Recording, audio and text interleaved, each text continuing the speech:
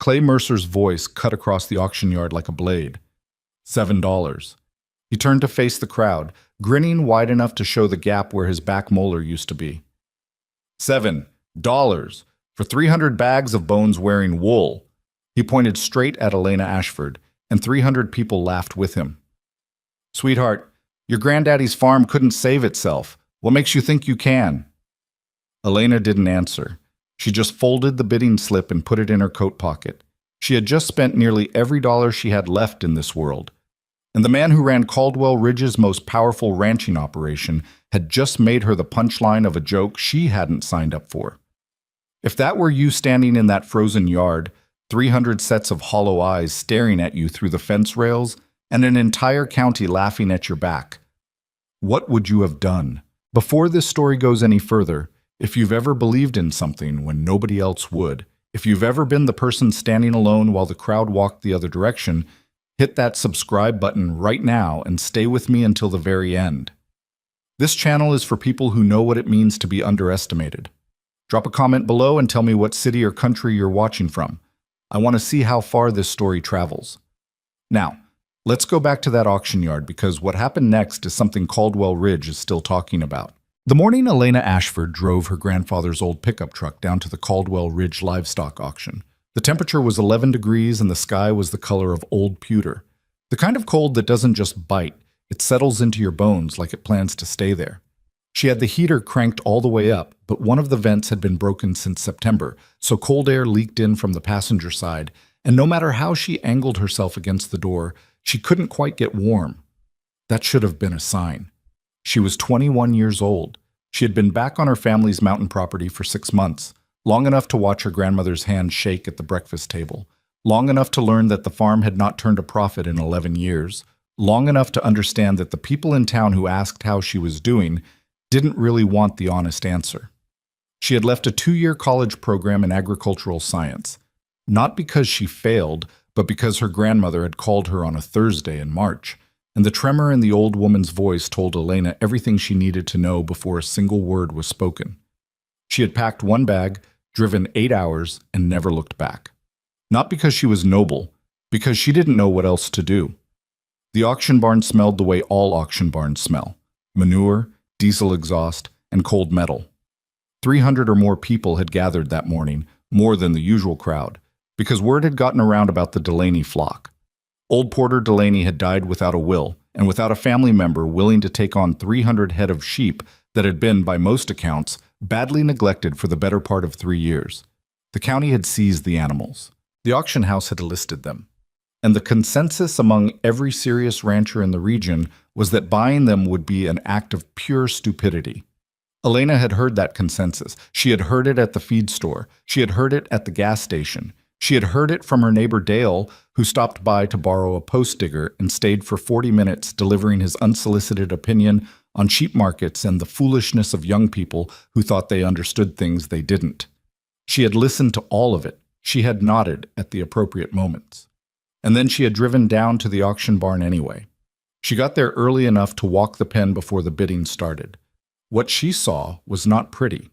The sheep were thin, not just auction thin, which is a different thing entirely from healthy thin, but truly malnourished in the way that shows up first around the eye socket and along the spine. Several had overgrown hooves that caused them to walk with a rolling, compensating gait that must have hurt. The wool was matted in places and caked with mud in others. One ewe stood separate from the rest, her breathing audible even over the noise of the crowd, and Elena crouched near the fence and watched her for a long moment before moving on. But there was something else. She had almost missed it the first time she walked the pen because she was looking at the obvious things: body condition, visible injury, lameness. It was only on her second pass, moving slower, that she noticed the fleece on about a third of the animals had a quality that was different from what she had ever seen on commercial merinos or Corriedales. It was dense in a way that looked almost architectural. The individual fibers, where she could see them clean at the base of the neck, had a crimp pattern that was tighter and more uniform than anything she had encountered in her coursework or her limited hands-on experience. She stood at that fence for a long time. A man next to her, maybe 60 years old, rancher by the look of his hands and his jacket, glanced over. "You thinking about bidding?" he asked, not unkindly, just curious. "Thinking about it," Elena said. He made a sound that wasn't quite a laugh. "I'd think harder." She didn't respond to that. She was already pulling out the small notebook she kept in her coat pocket, spiral-bound, half filled with notes from her great-grandfather's journal that she had been working her way through since December. She had been reading it in pieces because the handwriting was difficult and because certain passages made her feel things she wasn't ready to examine too closely. But there was one section she had copied out by hand 3 weeks ago and read so many times the page was softening at the edges. "The wool from these animals is unlike anything I have encountered in 30 years of working with sheep. It does not spin the way commercial fleece spins. It takes longer. It requires more patience. But what it produces is something I have no other word for except alive. You can feel it against your palm and understand immediately why the families who kept these animals survived winters that killed their neighbors." Her great-grandfather had been writing about a breed that most agricultural historians considered essentially extinct, a heritage variety that had been bred out of existence over the course of the 20th century as industrial wool production consolidated around a small number of high-yield commercial breeds. She had tried twice to find a university extension agent who knew anything specific about them. Both times she had gotten polite versions of the same answer. Probably not relevant to modern production, probably not worth pursuing. She looked back at the pen, at the dense, complicated fleece along the spine of a ewe who was watching her with calm, amber-colored eyes. Probably not worth pursuing. The bidding started at 9 in the morning. There were about a dozen serious ranchers in the room, men and women who ran operations of real size, and they watched the Delaney flock get brought up with the particular stillness of people who have already made up their minds. The auctioneer ran through his usual patter. He was a compact, energetic man named Roy, who had been doing this for 23 years, and could read a room the way a ship captain reads water, and Elena could see in the set of his shoulders that he already knew how this was going to go. The opening bid was set low, 15 cents per animal, which for 300 animals worked out to $45 total, and that was considered generous by the mood in the room. Silence. Roy tried again. He dropped to 10 cents, then 5. Silence. He opened it to any flat offer, any number somebody wanted to throw out, and that was when Elena raised her hand and said, quietly but clearly, $7 for all of them. The room went still for approximately 2 seconds. Then it didn't. She heard it start at the back, a kind of disbelieving snort that spread like a grass fire. By the time Clay Mercer turned around from his spot near the front and found her with his eyes, half the room was already laughing. He was a big man, Clay Mercer, the kind of big that comes from decades of physical work and a confidence in his own authority that had never been seriously challenged. He ran the largest ranching operation in the county, and he had opinions the way some men have debts, extensively, and always do. $7, he said, not to Roy, not to the room exactly, just loud enough that everyone heard. $7. He looked around, playing the crowd, and they gave him what he was looking for. "Sweetheart, your granddaddy's farm couldn't save itself. What makes you think you can?" Elena had expected something. Not necessarily those exact words, but something. She had been preparing herself for some version of this reaction for the 3-week drive from the moment she first decided she was going to bid to the moment she walked through the auction barn door. She thought she was ready. She was not entirely ready. What she felt in that moment was not anger exactly. It was something more complicated and less manageable than anger. It was the feeling of being seen wrong, of being reduced to the simplest possible version of yourself by someone who had decided not to look any closer. It was the particular embarrassment of being 21 years old and female and not from money, and having everyone in the room confirm simultaneously that they had already categorized you before you opened your mouth. Her face went hot. She was glad for the dim lighting in the barn. She folded the bidding slip, put it in her pocket, and said nothing. Roy cleared his throat. "Do I have any other offers on the Delaney flock?" He waited. Nobody moved. "Going once at $7, going twice?" He looked at Clay Mercer, who waved a dismissive hand. "Sold. 300 sheep, $7.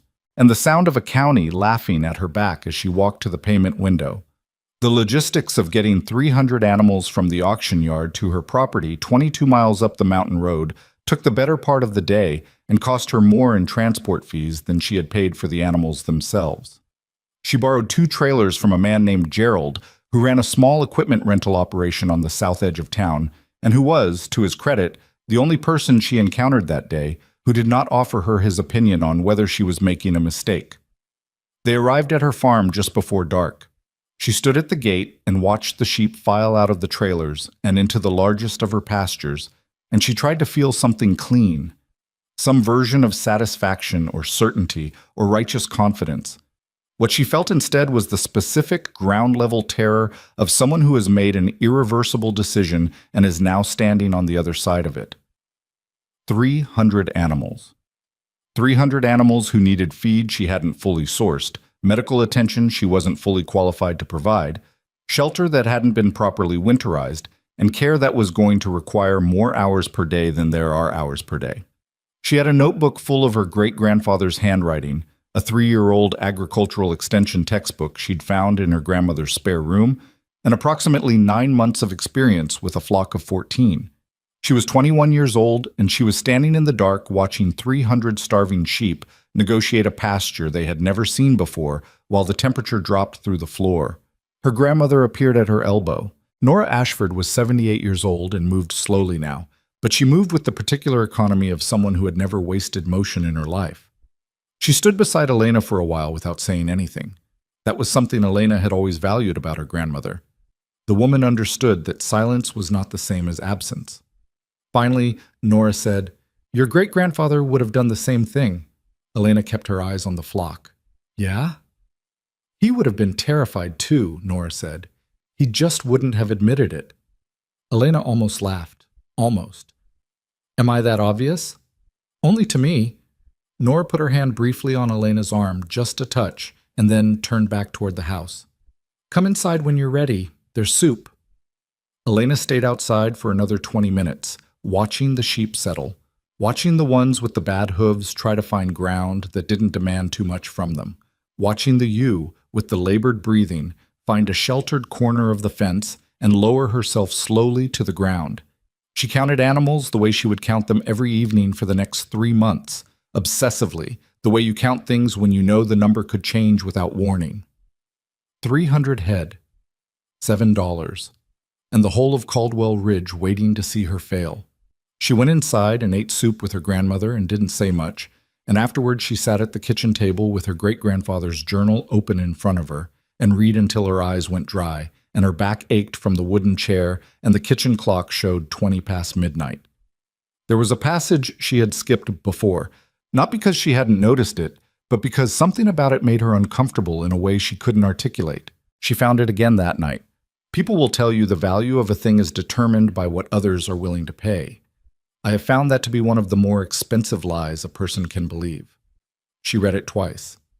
Then she closed the journal and pressed her palm flat against the worn cover and sat there in the quiet of her grandmother's kitchen for a long time. Outside, the temperature dropped to 4 degrees. The sheep were in the pasture, crowded together for warmth the way animals do when they have spent enough time in the cold to learn what survival requires. 300 animals that a room full of experienced ranchers had decided were worthless. Elena Ashford had paid $7 to disagree. She did not sleep well that night. She hadn't expected to. What she hadn't expected, what nobody had told her, not the textbooks and not the extension agents and not the well-meaning neighbors with their steady supply of unsolicited warnings, was how quickly the work would stop feeling like a decision and start feeling like a fact. By the second morning, she wasn't thinking about whether she had made the right choice.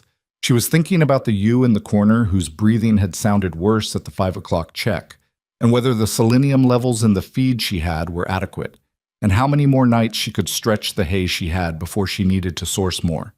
The choice had already become the life. That was something nobody warned you about. Clay Mercer drove past her property on his way to his own land 3 times that first week. She knew because she could hear his truck, a late-model diesel that announced itself a quarter mile before it arrived. The first time she was in the pasture and she didn't look up. The second time she was at the fence line, mending a section that one of the healthier rams had tested, and she heard the truck slow down, and she still didn't look up. The third time she was carrying a lamb that had been born wrong, not deformed, just born into the coldest night of the year to a ewe who was too depleted to stand. So Elena had been there, in the dark, in the cold, on her knees in the mud. And she heard the truck slow and then stop completely, engine idling. She didn't look up then either. She carried the lamb to the barn and got it under a heat lamp and stood over it for 40 minutes until she was sure it was going to pull through, and then she went back outside and Clay Mercer's truck was gone. She didn't know what he had seen. She didn't know what he had thought. She didn't particularly care at that specific moment because the lamb was alive and the temperature was 8 degrees and she still had 11 other animals to check before she could go inside. But she thought about it later.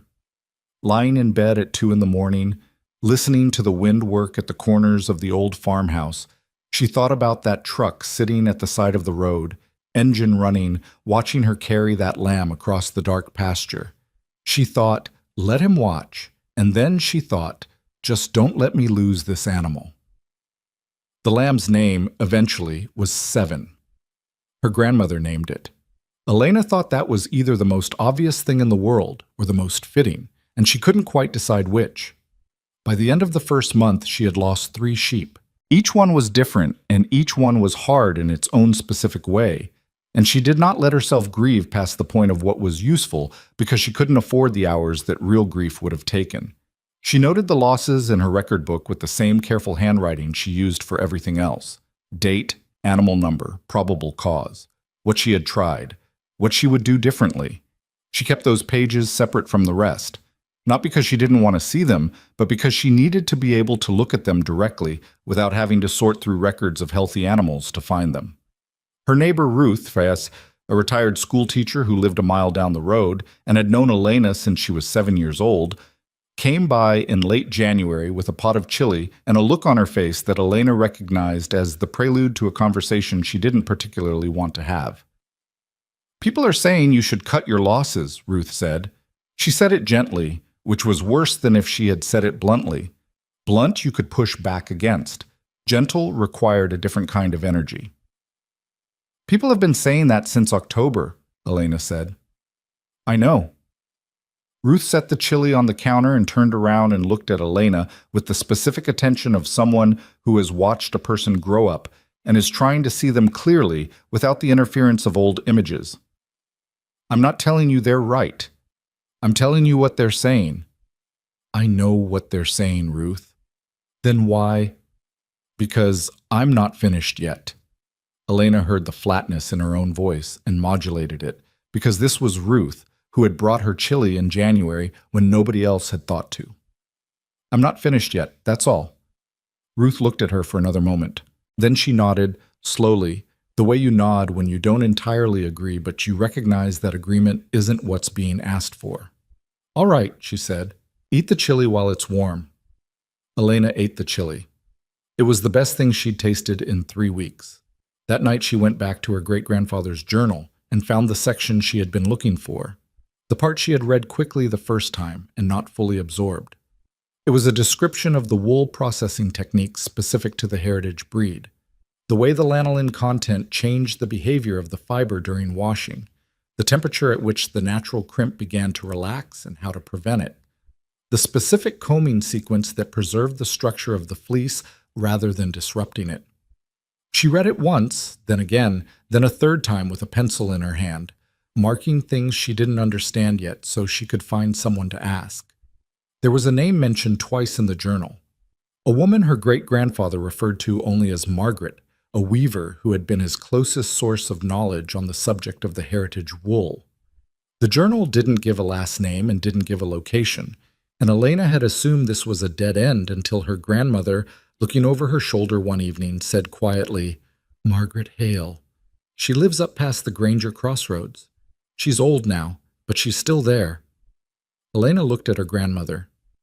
"You knew her." "I knew of her." Nora's face was calm. "Your great-grandfather spoke of her. I always thought you might need to find her eventually." Elena closed the journal. Why didn't you say something sooner? Nora considered this with the particular patience of someone who has spent decades thinking before she spoke. Because sooner you wouldn't have been ready to listen. Elena wanted to argue with that. She wasn't sure she could. She wrote Margaret Hale's name in her notebook, underlined it once, and told herself she would make the drive past Granger Crossroads before the week was out. She made it on Wednesday, between the morning feeding and the afternoon health checks, driving with the window down despite the cold because the heater on the passenger side still hadn't been fixed. And she'd decided the broken vent was a problem she was going to live with until spring, which told you something about her priorities, and something about her stubbornness, and possibly something about the way she had been raised. The house past the Granger Crossroads was small and very old, and had the look of a place that had been intensely maintained for a very long time, not renovated, not modernized, just cared for with a steadiness that showed in the paint and the fence line and the woodpile stacked so precisely it looked like architecture. Elena knocked on the door. A woman answered who might have been 80 or might have been 90, with hands that told the entire story of her life before she said a word, knuckled and scarred and stained with something dark that Elena would later learn was walnut hull dye, the marks of 60 years of working with fiber. "Margaret Hale?" Elena said. The old woman looked at her for a moment with eyes that were still sharp and a little amused. "You're Nora Ashford's girl," she said. Not a question. "Her granddaughter," Elena said. Margaret Hale opened the door wider. "I've been wondering when you'd show up," she said. "Come in. I'll put the kettle on." Elena stepped inside, and what she saw on the walls and on the tables and draped over every surface in that small, warm room changed something in her understanding of what she had bought at the auction yard for $7. Because Margaret Hale had blankets, old ones, decades old, some of them worn soft as skin at the edges, and they were made from wool that Elena recognized. She touched the edge of one without asking permission because she couldn't help herself. It was nothing like what she had handled before. It was heavy without being stiff, dense without being suffocating, and warm in a way that didn't seem to come from the material itself, but from somewhere inside it, as if the fiber had its own memory of heat. "That one's 60 years old," Margaret said from the kitchen. "Still does what it was made to do." Elena stood there with her hand on the edge of a 60-year-old blanket made from a breed everyone had told her was worthless and obsolete and not worth pursuing. "I need to learn everything you know," she said. Margaret appeared in the doorway, 2 mugs in her hands, and looked at Elena Ashford with the careful assessment of someone who has been disappointed before and learned to measure hope carefully. "That," she said, "is going to take a while." "I know," Elena said. She sat down. She accepted the mug. She pulled out her notebook. And the education that would eventually change Caldwell Ridge forever began in the front room of an old woman's house on a cold Wednesday afternoon, without ceremony, without anyone watching, with nothing but a worn blanket and a pot of tea, and the first real teacher Elena had ever found who knew exactly what she was talking about. Margaret Hale did not teach the way Elena had expected. She had expected instruction, measured, sequential, the kind of knowledge transfer that moves from simple to complex in a logical order that you could outline in a notebook. She had her notebook ready. She had 2 pens in case one ran out. She had questions written in the margins of her great-grandfather's journal, numbered and organized, because that was how she had approached every learning situation in her life, and it had served her reasonably well. Margaret looked at the notebook, looked at the numbered questions, and said, "Put that away for now." Elena put it away, with some difficulty. What Margaret did instead was hand her things: a raw lock of fleece, a pair of hand cards worn smooth with decades of use, a drop spindle that was older than Elena's grandmother. She would place something in Elena's hands and then watch what Elena did with it, and she would not offer correction immediately. She would wait, sometimes for an uncomfortable length of time, while Elena worked through her own wrong assumptions and arrived at the edge of a question she hadn't known she needed to ask. Only then would Margaret speak. It was the most frustrating and the most effective teaching Elena had ever encountered. "You're fighting it," Margaret said, about an hour into Elena's first attempt at hand-carding the heritage fleece.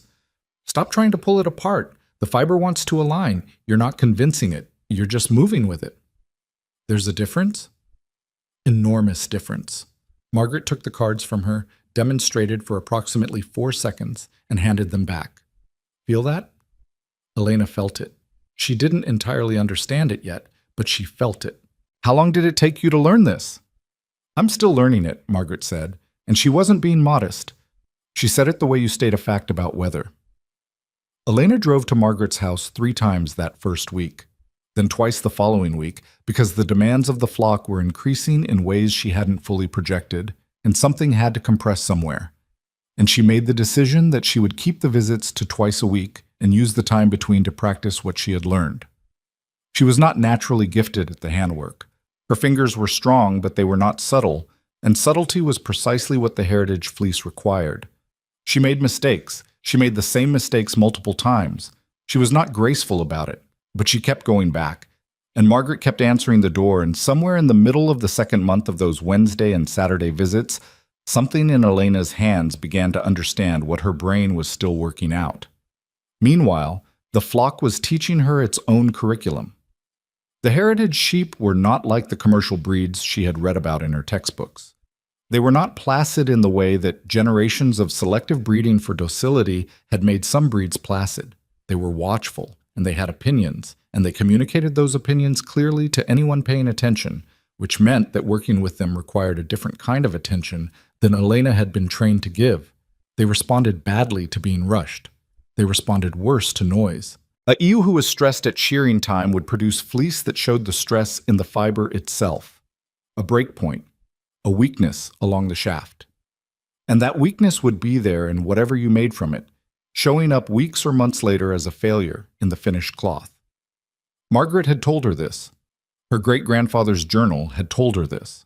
But there is a difference between being told a thing and learning it from the animals directly, and Elena learned it the hard way in mid-February when she tried to push through a health check on 12 animals in a time window that was too short because she had 3 other things to do that afternoon. She got through 8 of the 12 before the oldest ewe in the flock, a big, gray-faced animal Elena had started calling Mabel because she needed something to call her, simply sat down in the middle of the alley and refused to move. Not panicked, not running, just done. Elena stood behind her for a moment and then crouched down and looked at the ew's face, and the ewe looked back with the kind of calm, unimpressed patience that made Elena feel, more than any of Clay Mercer's public commentary, genuinely put in her place. "Okay," Elena said, to a sheep, in an empty barn at 4 in the afternoon. "You made your point." She finished the remaining 4 animals the next morning, slowly, and took notes while she did it, and afterward she sat on the barn floor with her back against the wall and her notes in her lap, and she revised her entire health check schedule from the ground up. It took 2 hours. Those 2 hours saved her significant losses later in the spring, because the new schedule was better, and she would not have built the new schedule if Mabel had not made her stop. She thought about that sometimes. The ways the most useful lessons arrived through the most inconvenient doors. March came in hard. A late freeze locked the ground solid for 11 days, and Elena's heating costs for the barn tripled in a week, which was money she did not have in the way she was going to need it. She sat down with her accounts book on a Saturday night while the wind shook the windows and ran the numbers 3 times, hoping the 3rd time would produce a different result. It did not. She needed to sell something to cover feed costs through to late April. The obvious option was wool, the first light clips from the animals who could be shorn early without risk. But the wool buyers she had contacted in January had been consistent in their response. They bought by weight, and they bought to commodity spec. And what she had did not meet commodity spec because commodity spec was built around the major commercial breeds, and her heritage fleece processed differently. One buyer had actually laughed, not unkindly, but the way you laugh at a novelty, something interesting and impractical. She told Margaret about this on the Wednesday visit. Margaret was quiet for a moment, working her own spindle, watching the twist travel up into the fiber with the ease of someone who has done this so many times the movement has gone below conscious thought. Then she said, "You know what that buyer was really telling you? That my wool doesn't fit his system." "That his system isn't built for your wool," Margaret said. "Those are different problems." Elena looked at her. "That's the same problem from 2 different directions." "It is," Margaret agreed. "But which direction you stand in determines what you do next." Elena turned this over in her mind on the drive home. She turned it over for 2 days after that, running it alongside the account numbers and the cost projections and the increasingly clear recognition that she could not keep selling raw fleece at commodity prices, or not selling it at all, and also keep the farm solvent. Something had to change in the equation. She had known this in a theoretical way since the auction, but March's freeze had made it concrete and immediate in a way that theory never quite manages. She called Ruth on a Thursday evening, not to ask for advice. She had learned in the 3 months since October that advice was usually someone else's solution to a problem only partially resembling hers. She called because she needed to say the thing out loud to someone who would listen without finishing her sentences. "I think I need to start making the blankets," she said. Ruth was quiet on the other end. Then, "Like your great-grandfather's journal?" "Yeah." "Do you know how?" "Margaret's been teaching me. I'm not good yet, but I'm less bad than I was." Ruth made a sound that was part acknowledgement and part something else. Something that might have been the specific tenderness of someone watching a person they care about step off a ledge and hoping the ground is closer than it looks. "What does your grandmother say?" "She says I should trust what I can feel with my hands." "Your grandmother is usually right about things like that." "I know," Elena said. "That's part of what's concerning."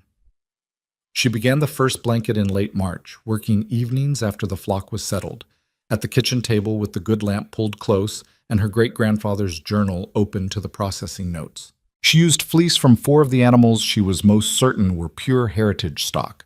Their fleece had the distinctive crimp, the weight, the lanolin profile that Margaret had taught her to identify.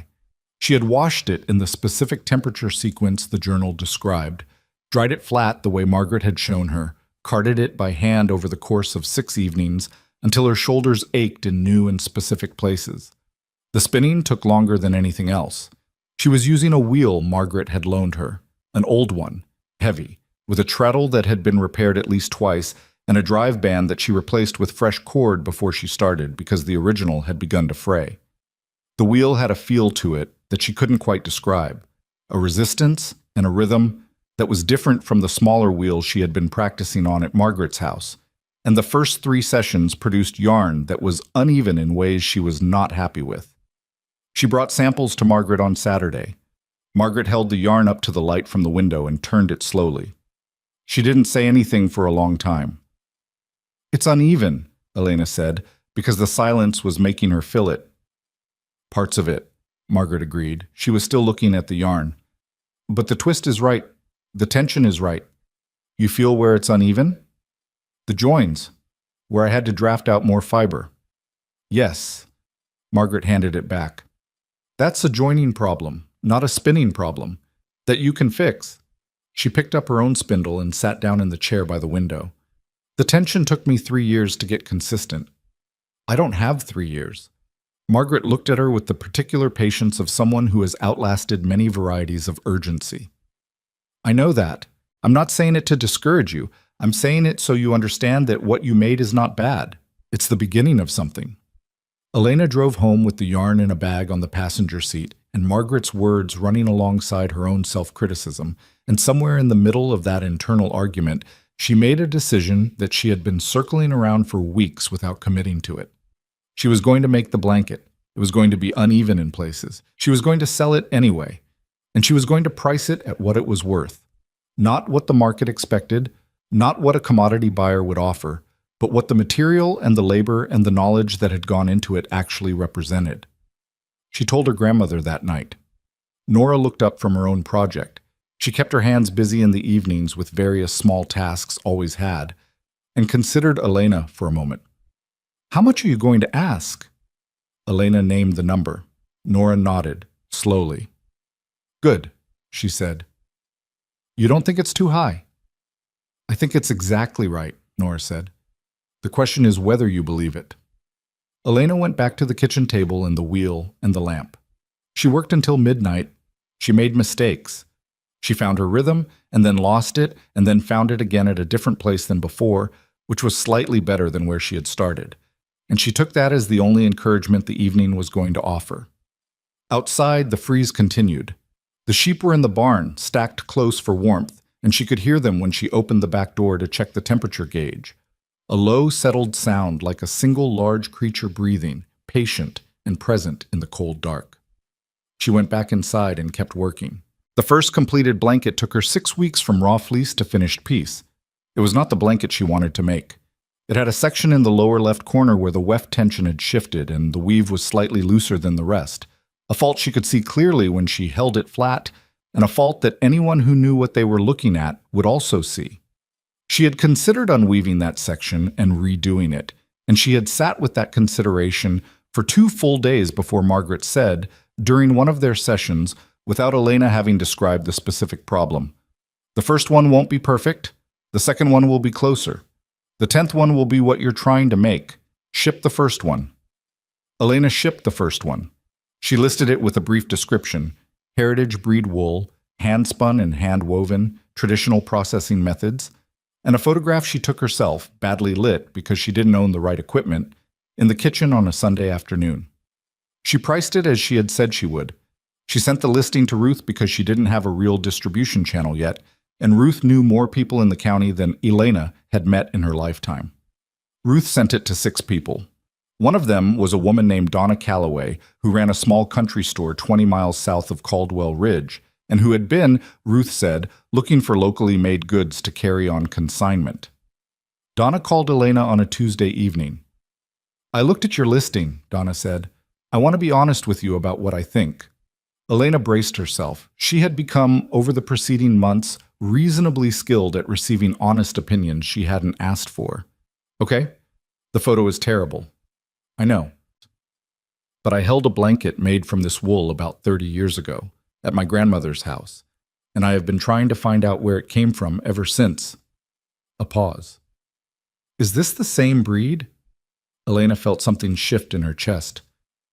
"What did your grandmother's blanket feel like?" Donna was quiet for a moment. "Like being covered by something that actually wanted to keep you warm," she said. "If that makes any sense." "It makes complete sense," Elena said. Donna took the blanket on consignment. She priced it higher than Elena had listed it. She sent Elena a photograph of the display the following week. The blanket folded over a wooden rack in the corner of the store with a small hand-lettered card that read, "Heritage Wool, Caldwell Ridge, single producer." It sold in 4 days. Elena did not celebrate this. She made a note in her account book, recalculated how many blankets she would need to produce per month to cover operating costs, looked at that number for a long time, and went back to the wheel. She was not fast enough yet. She knew she was not fast enough. Her production speed was still constrained by the learning curve and by the number of hours in a day that weren't already committed to the flock. And those constraints were not going to dissolve on the strength of one sale to one store. She needed to get faster without sacrificing what made the work worth doing, and those 2 requirements pulled against each other in ways that kept her awake at night. April brought mud. The mountain roads turned soft, and the pastures became difficult to work in, and 3 of the ewes she had been watching through late pregnancy delivered within a week of each other in conditions that required her to be present for all 3 and to intervene in 2. She was running on 5 hours of sleep, and she was showing it. Her hands were clumsy in the mornings in a way they weren't once she'd been up and moving for an hour. And she made an error in the wool washing one afternoon that cost her the fleece from 2 animals, overheating it so the fibers locked together into a matted mass that couldn't be salvaged. She stood over the sink looking at the ruined wool and felt the specific exhaustion of someone who cannot afford to make mistakes and has just made one. "Write it down," Margaret had told her early on. "Not to punish yourself, so you understand exactly what happened and why." She wrote it down. Temperature, time, the distraction that had caused her to let it run too long, what she should have done, what she would do next time. She filled half a notebook page with it, and when she was done, she felt slightly less like she had failed and slightly more like she had learned something that had cost her more than she wanted to pay. She lost 1 more sheep in April, a ram who had been struggling with a respiratory issue since January and who she had been treating with the help of a large animal vet from the next county over, a woman named Dr. Kessler who made the drive up twice a month and who had become, without either of them particularly planning it, one of Elena's most valuable resources. Dr. Kessler did not pretend that the heritage breed animals were easy to treat. She had, in fact, said on her second visit that she had never worked with this specific type before and was learning as she went, and Elena had appreciated the honesty of that more than she could easily say. When the ram died on a Thursday morning in early April, Dr. Kessler came up that afternoon to confirm the cause and sat with Elena in the barn for a while afterward, not talking much, just present. "You've kept more of them than I expected," Dr. Kessler said eventually.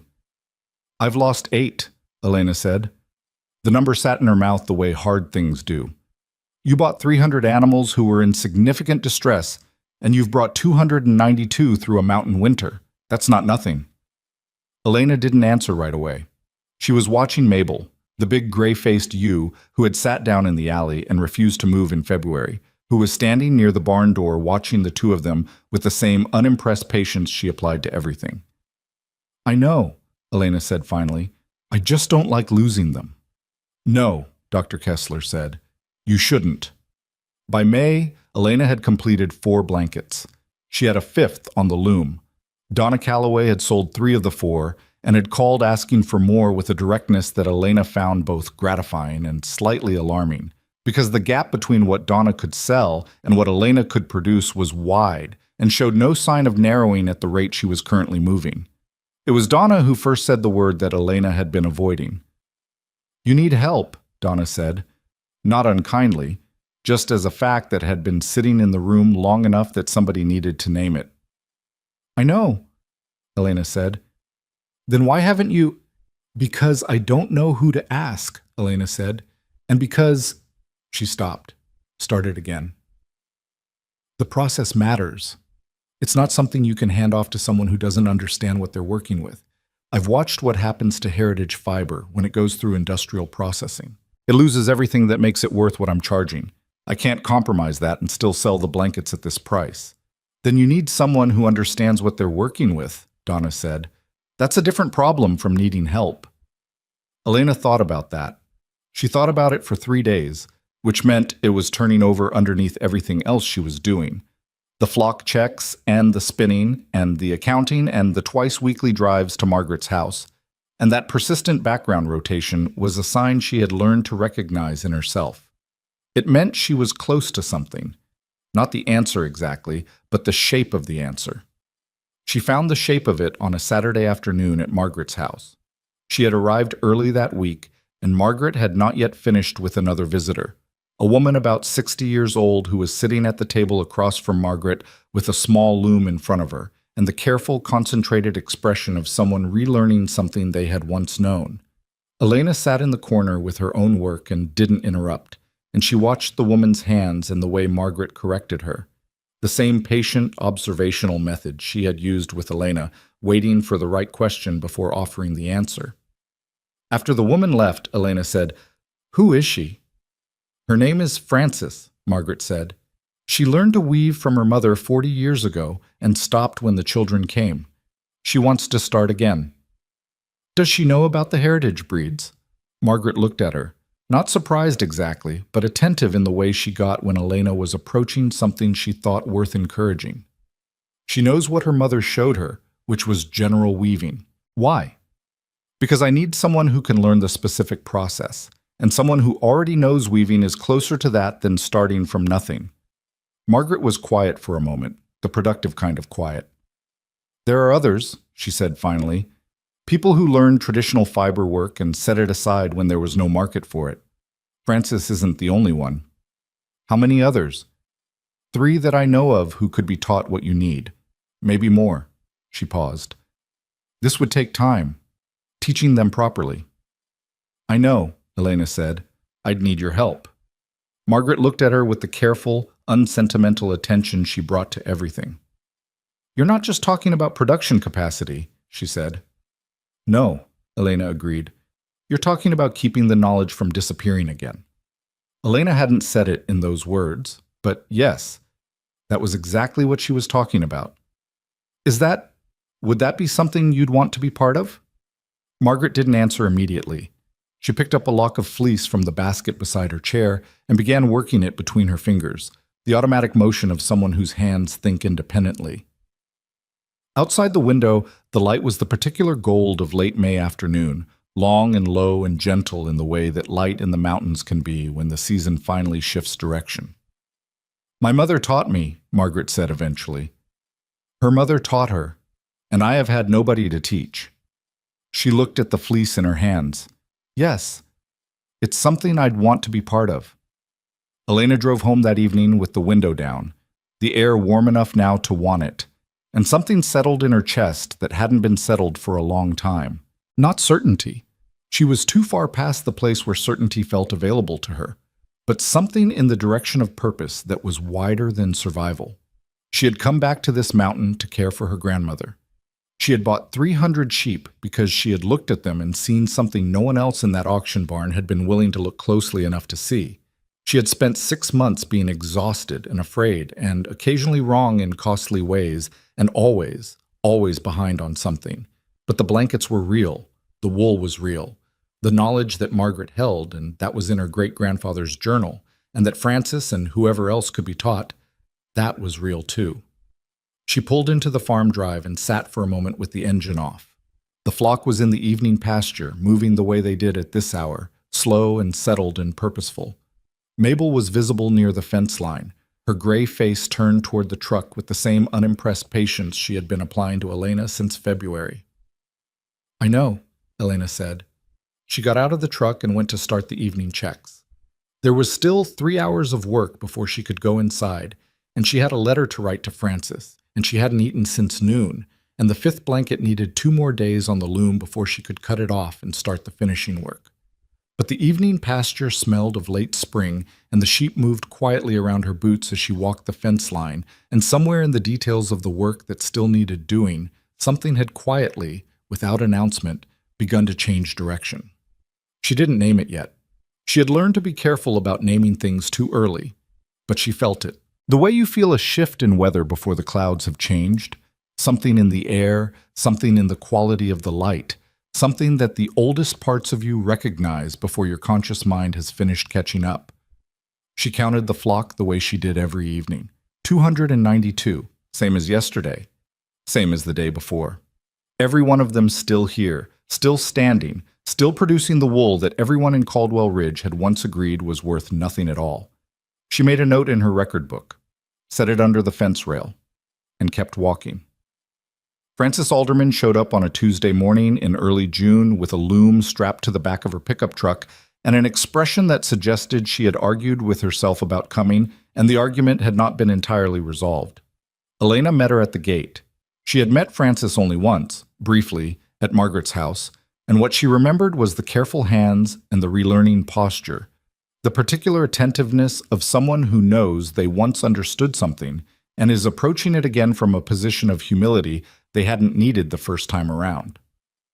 "Margaret said you might need someone," Frances said. Not exactly a greeting, more like the continuation of a conversation that had been happening somewhere else. "I do," Elena said. "Come in. I'll show you what I'm working with." What followed was not smooth. Elena had not had time to prepare a proper orientation. The morning had already started with a ewe who had gotten into the water trough somehow, and required 20 minutes of her attention before she could direct it anywhere else. And she showed Frances the processing setup in the barn with the pragmatic, slightly disorganized energy of someone explaining a system that lives mostly in their own head and has not yet been translated into teachable form. Frances asked good questions. She didn't ask them all at once. She asked them while she was touching things, picking up a carded bat and turning it over, running a length of finished yarn between her fingers, looking at the fleece samples Elena had pinned to the board she used for tracking quality across different animals. "This is heavier than what I've worked with," Frances said about the raw fleece. "It is," Elena said. "The lanolin content is different. It changes everything downstream, the washing temp, the drying time, the way it behaves on the wheel." "And you learned all this from Margaret?" "Margaret and my great-grandfather's journal, and about 6 months of expensive mistakes." Frances looked at her with the small, knowing expression of someone who has made expensive mistakes of her own. "What's the most common one?" "Rushing the wash," Elena said immediately. "You think it's ready, and it's not. You pull it too soon and either the lanolin didn't release properly or the fibers have started to stress from the temperature change. Either way, you don't know until you're 3 steps further down and you've already lost the work you put into those 3 steps. Frances nodded slowly. She was still holding the raw lock, working it lightly. My mother used to say that fiber tells you when it's done. You have to listen. Margaret says almost exactly the same thing.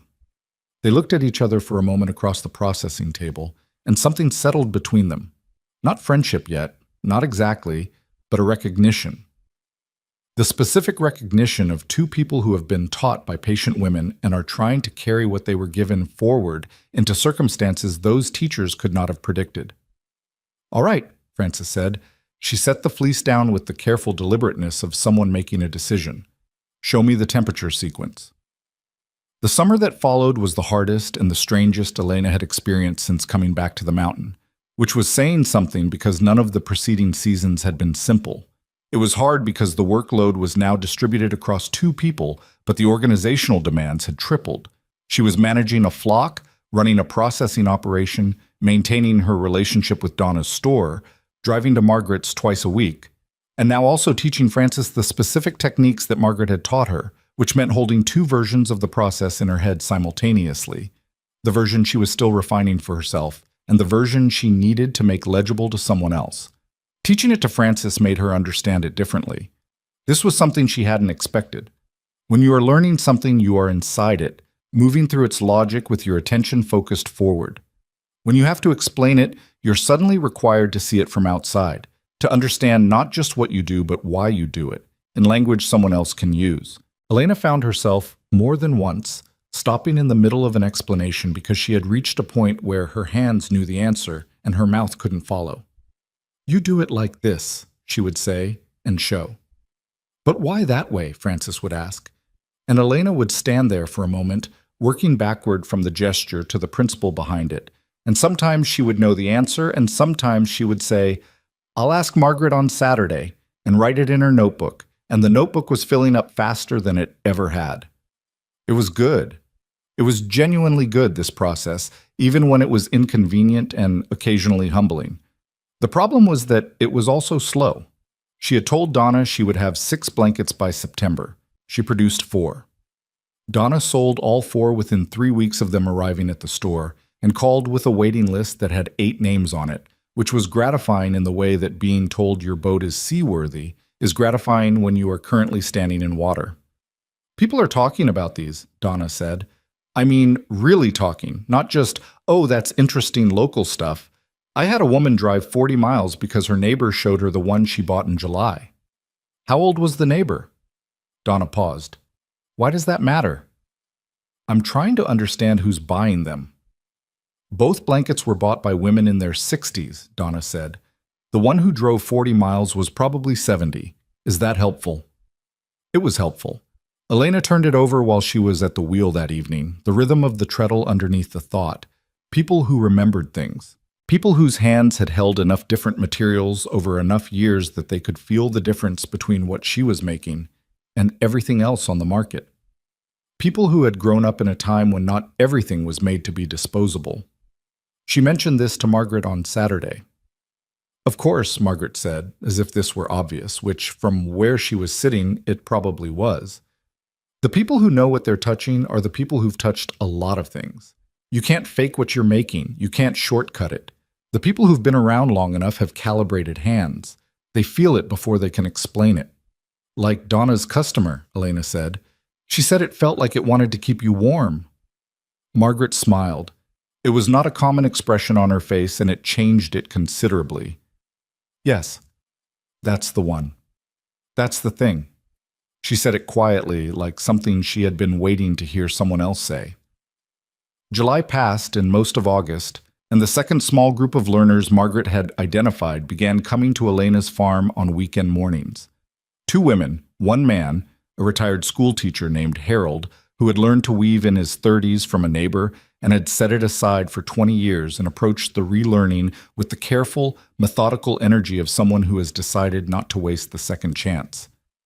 Harold was quiet and precise and asked fewer questions than Frances, but made fewer errors, and Elena found herself grateful for the variety because it forced her to develop more than one way of explaining things. She was building something she hadn't named yet. She was aware of this. The naming would come later, or it wouldn't, and either way, the thing itself was what mattered. Clay Mercer came to the farm in August. She did not expect this. She had seen his truck on the road twice since the spring, but he had not stopped, and she had not invited him to stop, and she had assumed that was the arrangement they had settled into. He drove by, she didn't look up, and the fact of her continued existence on this mountain constituted the only response she intended to make to what he had said at the auction. He pulled into the drive on a Thursday afternoon while Elena was at the processing table in the barn with Francis and Harold, and he sat in his truck for a minute before he got out. She could see him through the barn window, and the sitting there had the quality of someone rehearsing something. He knocked on the barn door frame. He was wearing the same type of jacket he had worn at the auction, dark canvas, worn at the elbows, and his hat was in his hands, which she noticed because it was an unusual thing to see. "Elena," he said. "Mr. Mercer," she said. She kept her hands in the fleece she was working. She did not put it down. Francis and Harold had gone still in the specific way of people who are pretending not to pay attention. "I've been meaning to come up," Clay said. He looked around the barn with the evaluating sweep that ranchers bring to any agricultural space they enter, an automatic inventory. She watched him notice things: the processing setup, the quality of the fiber work on the table, the board with the fleece samples. She watched him adjust slightly without acknowledging the adjustment. "You've done a lot of work here." "Yes," she said. He was quiet for a moment. He was a man who was comfortable with his own authority and less comfortable in situations where that authority was not a given, and this was one of those situations. She could see him working through it. "I was wrong," he said, "about what I said at the auction. I was wrong about that." Elena looked at him steadily. "I know you were." He nodded once, the small nod of a man accepting what he has coming. "I've been watching what you're doing up here. Not—" He stopped, started again. "I mean, I've been hearing about it, the blankets, the breed. I didn't know what you were seeing in those animals." "No one did," she said. "That was the point. I understand that now." He turned his hat in his hands. "I've got 60 acres on the east slope that's been sitting fallow for 3 years. Good pasture, good water access. I'd like to talk about whether there's a way to—" He paused again, choosing the words carefully. "Whether there's something useful I could contribute here." Francis had stopped pretending not to listen. Harold was studying a fleece sample with an intensity it didn't entirely require. Elena looked at Clay Mercer for a long moment. She was 21 years old, and she was standing in a barn she had rebuilt through a winter that had tried to take everything she was attempting, and the man who had stood in an auction yard and made her the punchline of a joke for 300 people was standing in front of her with his hat in his hands asking if he could be useful.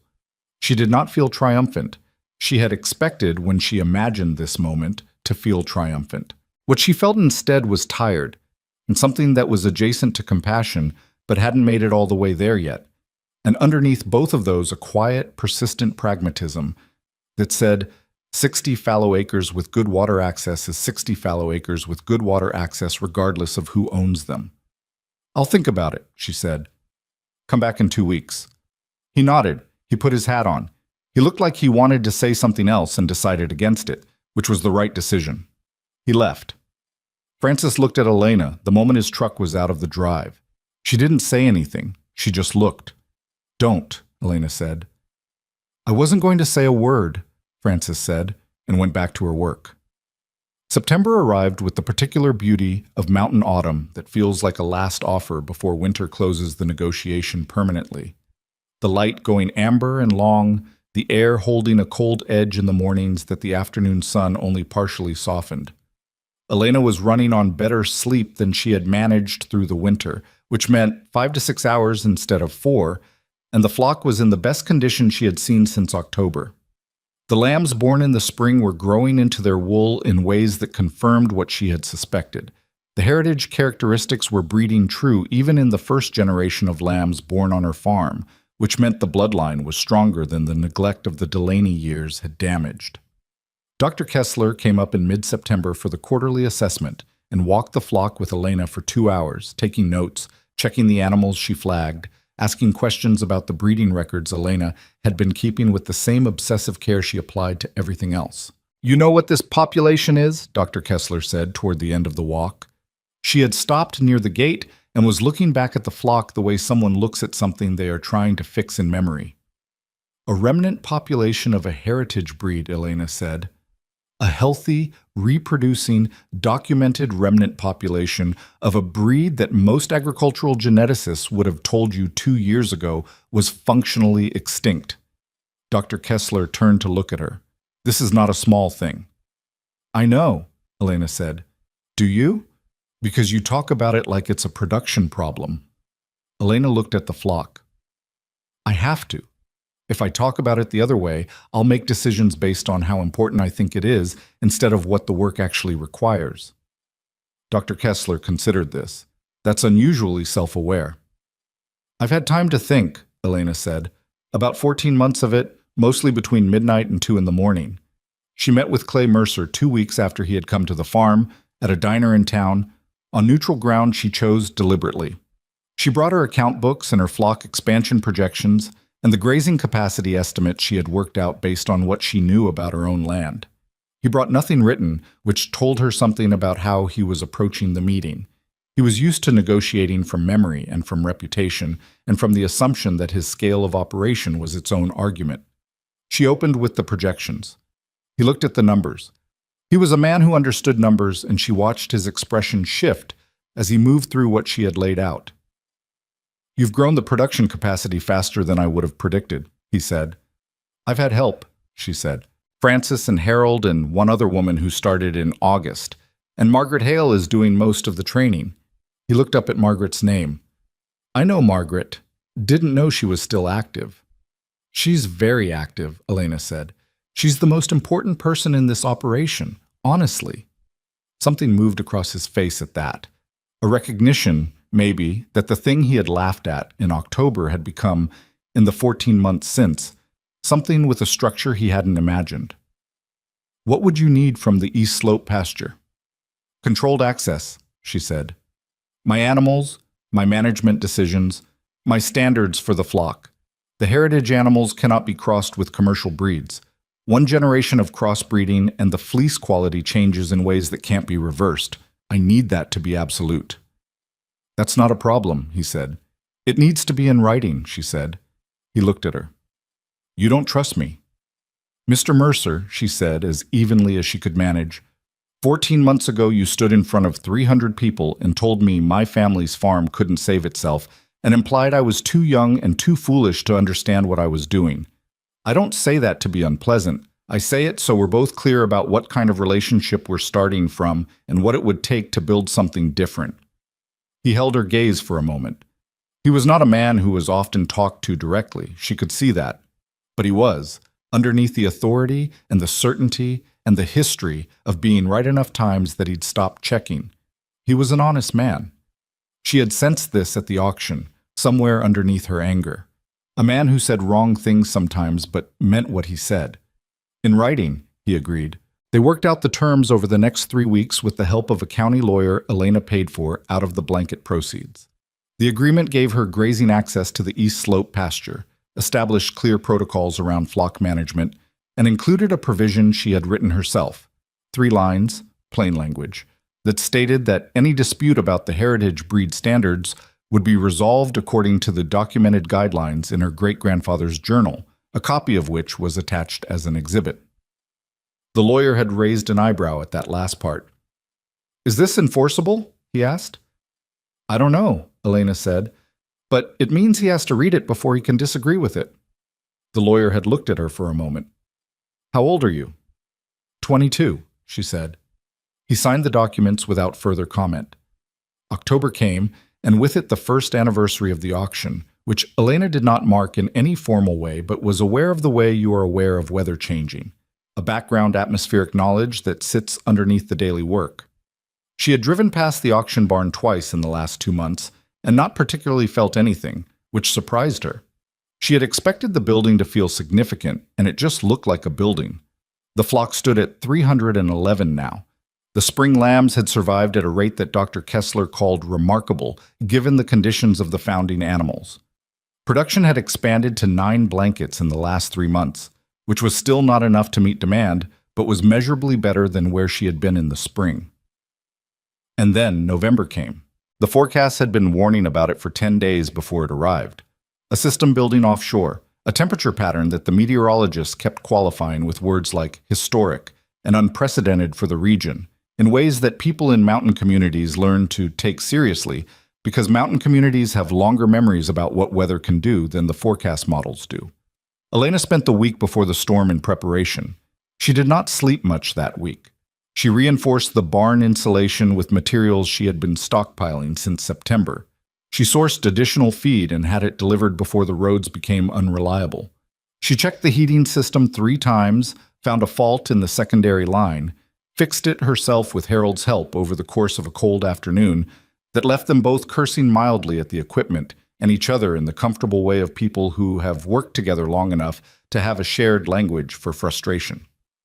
She called her grandmother inside when the barometric pressure dropped on a Wednesday, and it stopped doing anything that normal weather does and started doing the thing that the forecasters had been warning about. Nora came in without argument. This was the only moment Elena felt something close to fear, because her grandmother never came inside without argument. She sat in her chair by the kitchen window and watched the clouds build with the specific attention of someone who has lived through enough winters to know when one is different. "How bad?" Elena asked. "Bad," Nora said. Simply. No elaboration. It hit on Thursday night. 2 feet of snow in 18 hours would have been serious on its own. It was the ice that came under the snow and the wind that came with both of them that made it what it was. Power lines went down across the county in a progression that Elena tracked through a battery-powered radio she kept in the kitchen, listening to the emergency broadcasts with one ear while she was in the barn with the other. The barn held. The insulation held. The heating held.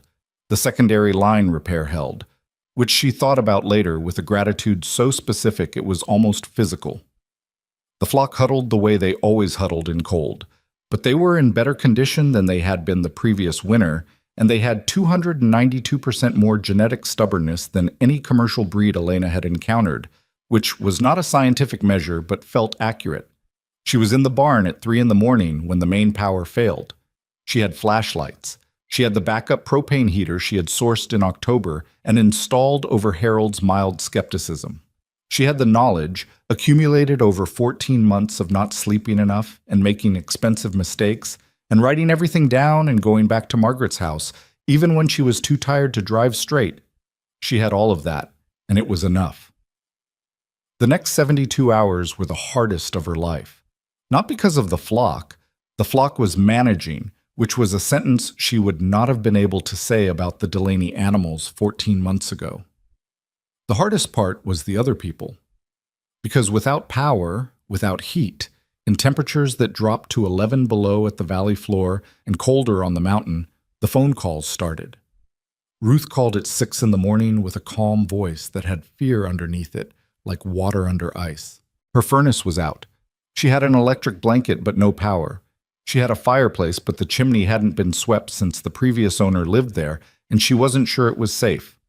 Elena bundled her grandmother into every layer available and drove the mile to Ruth's house through roads that should not have been driven on at that hour in those conditions, with chains on the truck's tires that she had put on in October, and not removed because she had learned to leave things on that might be needed. She brought 2 things: the blanket from the kitchen, one of the first ones she had made, the one with the uneven tension in the lower left corner that she had almost unmade and Margaret had told her to ship, and a stack of dry wood from the barn. She got Ruth's fireplace going. She wrapped Ruth in the blanket. She sat with her for an hour until the fire was established and the temperature in the main room had come up enough that the old woman's hands had stopped shaking. "This blanket," Ruth said, at some point during that hour. She had it pulled up around her shoulders and was holding it closed at the front with both hands. "Elena, this blanket." "I know," Elena said. "I've been cold before. I've been cold in this house before. This is different." Elena looked at her. Ruth was 71 years old, had lived alone since her husband died 8 years ago, and had never in Elena's knowledge asked for help in a way that acknowledged she needed it. She was sitting by a fire in a house that was 22 degrees, wrapped in wool that Elena had made from animals that a room full of ranchers had decided were worthless, and she was warm. Different how? Elena asked. Ruth thought about it. Like the cold can't find a way in, she said, like it just goes around. Elena drove back to her farm through the storm and called Francis, and Francis called Harold, and Harold knew 3 other families in the area who were without heat. And by mid-morning, they had organized a distribution of the blankets that were finished and stored at the farm. 11 of them, which was not enough, but was what there was. Donna Calloway called from the store at noon. I have 7 blankets here that people paid for but haven't picked up yet, Donna said. There are 2 families sheltering in the community center who came in this morning from the North Ridge. They're using coats. Take the blankets to them, Elena said. We'll sort out the payments later. You sure? Yes, Elena said. And she was. In the unambiguous way you are sure about something when the choice is between a principle and a person, and the person is cold. The storm lasted 71 hours before the wind dropped and the snow stopped falling, and the long, brutal work of digging out began. Power came back in the valley on the 3rd day, on the mountain on the 4th. Elena had not slept more than 90 minutes at a stretch in the entire duration, and she was not in a good condition physically by the end of it, but the flock was intact, and her grandmother was intact, and Ruth was intact, and all 11 families who had received blankets had made it through. On the 5th day, when the roads were passable, and the county was beginning the slow collective exhale of a community that has survived something together, Clay Mercer drove up the mountain. He parked in the drive. He got out. He came to the barn door and knocked on the frame the same way he had in August, hat in his hands, and Elena looked at him from across the processing table where she was working because work did not stop for storms or for recovery from storms. He didn't say anything for a moment. He had aged, she thought. Not dramatically, but the storm had taken something from him the way hard things do. My mother, he said finally, she's 90 years old. She's been living alone out at the north property since my father died. She didn't call during the storm because she didn't want to worry anyone. Elena waited. She had one of your blankets, Clay said. One of the ones from Donna's store. She bought it in September. He stopped. His jaw was working. When we got to her on the 2nd day, she was fine. She was sitting in her kitchen, no heat. Temperature in the house was down to 17 degrees, wrapped in that blanket. Fine. He looked at Elena. The neighbors on either side of her property were evacuated to the hospital. The barn was very quiet. Elena set down the fleece she was holding. I'm glad she's okay, Elena said, and she meant it completely, without any other emotion mixed in, which surprised her. Clay Mercer stood in the door of her barn with his hat in his hands, the same man who had turned to face 300 people in an auction yard and made her the punchline of a joke about $7 and worthless animals, and he was crying. Quietly, without drama, in the specific way of men who have very little practice with it and don't know what to do with their hands. I was wrong, he said, about all of it, not just the auction, all of it. Elena nodded. She picked up the fleece. She went back to work, because the work was always there, and because giving him the dignity of not watching felt like the right thing to do. After a moment, she heard him put his hat on. Is the offer still open? He asked. The east slope. The agreement is already signed, she said, without looking up. It was always open. She heard him nod. She heard him turn. She heard him walk back to his truck in the quiet of the barn while the sheep moved in the pasture outside and the morning light came through the window at the angle it always came through in November, cold and clear and indifferent to the things that had happened under it. The storm had settled something, not the way she had imagined things being settled, not with an argument won or a point proven or a crowd reversing its laughter. It was settled the way weather settles things, by removing every other consideration until only the essential ones remained. She had bought 300 sheep for $7, and she had kept 292 of them through a winter and a spring and a summer, and into a second winter that had tested every decision she had made since October of the previous year. The wool was real. The warmth was real. and now the whole county knew it. Not because she had convinced them, but because the cold had. She worked until noon. She ate lunch at the kitchen table while her grandmother sat across from her eating soup and watching the bare November trees through the window with the patient, unhurried attention of someone who has been watching the same trees for many years and still finds them worth looking at. "It's going to be a long winter," Nora said. "Probably," Elena said.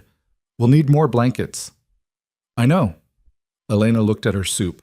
"We're going to need more of everything. More hands, more animals, more looms." She looked up. "More of the knowledge, before it disappears again." Her grandmother looked at her with the same steady, undramatic attention she had brought to everything Elena had done since she came back to this mountain. "Then that's what we build," she said. Elena finished her soup. She went back to work. Outside, Mabel was at the fence line, gray-faced and patient and present, watching the drive with the unimpressed permanence that Elena had come to find, in some way she couldn't entirely explain, deeply comforting. The second winter of the flock was already underway, but this time Elena Ashford was not afraid of it. The waiting list reached 32 names by December. Donna called to report this with the energy of someone delivering news she considered unambiguously good, and was slightly baffled that Elena didn't share her enthusiasm without reservation. 32 people who want to pay full price, Donna said. Some of them have been on the list since before the storm.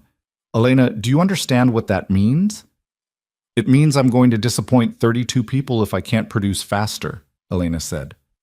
A brief silence on Donna's end. You could look at it that way. It's the accurate way. She wasn't being contrary. She was being precise, which was a distinction she had been making more often lately because the difference between the two was starting to matter. Success, she was learning, had its own particular pressure, different from the pressure of failure, but not less demanding, and in some ways more treacherous because it arrived wearing the face of good news and required the same discipline as crisis without the obvious urgency to enforce it. She had 3 people producing now, Francis, Harold, and a woman named Bet, who had arrived in November, referred by Margaret with a brief handwritten note that said only, "She knows more than she thinks she does." Be patient with the first 2 weeks. Bet was 58 years old, had hands that were faster than Francis's and more certain than Harold's, and had a tendency to improvise that Elena spent the first 3 weeks gently and persistently redirecting back to the established process. Not because improvisation was wrong. Eventually, with heritage fiber, some improvisation was inevitable and even necessary, but because you couldn't improvise from a foundation you hadn't fully built yet, and Bet's foundation had gaps in it that only became visible when you stressed them. Bet took the redirection with imperfect grace, which was to say, she acknowledged it out loud and then tried the improvisation anyway, twice, and both times produced results that confirmed the redirection had been correct. After the second time, she sat across from Elena at the processing table and said, with the flatness of someone swallowing something they don't enjoy, "All right, I'll do it your way until I understand why." "That's all I'm asking," Elena said. "It's a lot to ask," Bet said. "I know." They looked at each other for a moment and then both went back to work, and that was, effectively, the entirety of the conflict. It was not resolved so much as set aside by mutual agreement in favor of the thing they were both there to do, which Elena thought was probably the most honest resolution available and better than a neater one would have been. The East Slope arrangement with Clay Mercer had been operational since the signed agreement in October, and Elena made herself go out there twice a month to assess the pasture quality and monitor how her animals were settling into the expanded range. She had moved 40 animals to the East Slope in stages, starting with the healthiest and most established members of the flock, the ones who had enough history with her management style to carry it with them into new ground. Mabel went in the third group, which felt right, early enough that she could help establish the behavioral patterns of the new space, late enough that Elena could be sure the conditions were what she needed them to be. Clay sent one of his ranch hands, a quiet man named Tobias, to handle fence maintenance and water access on his end. Tobias did his work without commentary and without getting in the way of Elena's management decisions, which was exactly what the agreement specified, and more than Elena had been completely confident would happen in practice. She had been wrong to doubt it, she admitted to herself. She filed this under the growing list of things she had anticipated badly and learned from. She did not tell Clay she had been wrong to doubt it. Some things didn't need to be said out loud. Christmas came and went with the particular quietness of the season when you were working through it, which Elena was. She made her grandmother a small thing, not a blanket, which would have felt like bringing work home in a way that seemed wrong, but a pair of hand-spun mittens from the fleece of the ewe her grandmother had named Seven's mother, which she had been setting aside in a separate basket since September. She presented them on Christmas morning over coffee at the kitchen table. Nora put them on and held her hands up and looked at them for a long moment. "These are from the old girl," she said. "Her fleece, yes." Nora turned her hands over, looking at the backs of the mittens. "How long did these take you?" "3 evenings." Her grandmother looked at her with the particular expression she reserved for things Elena had done that she considered unnecessary and also important. "You didn't have 3 evenings." "No," Elena agreed, "but some things you make the time for." Nora lowered her hands to the table and pressed them flat against the wood, feeling the warmth the wool held even against the cool tabletop. She didn't say anything else. She didn't need to. January brought the slower season that Elena had been both dreading and counting on. The cold kept the outdoor work compressed into essential tasks and freed up evening hours that the summer and fall had not offered. She used them for production. She used them for the documentation project she had been putting off since August, which was the systematic transcription and annotation of her great-grandfather's journal into a format that other people could actually use, organized by process stage, cross-referenced with what Margaret had taught her and what she had learned from the animals themselves, translated out of the 19th century idiom of the original into language that Francis and Harold and Bet could work from directly. It was slow work. She was not a natural writer.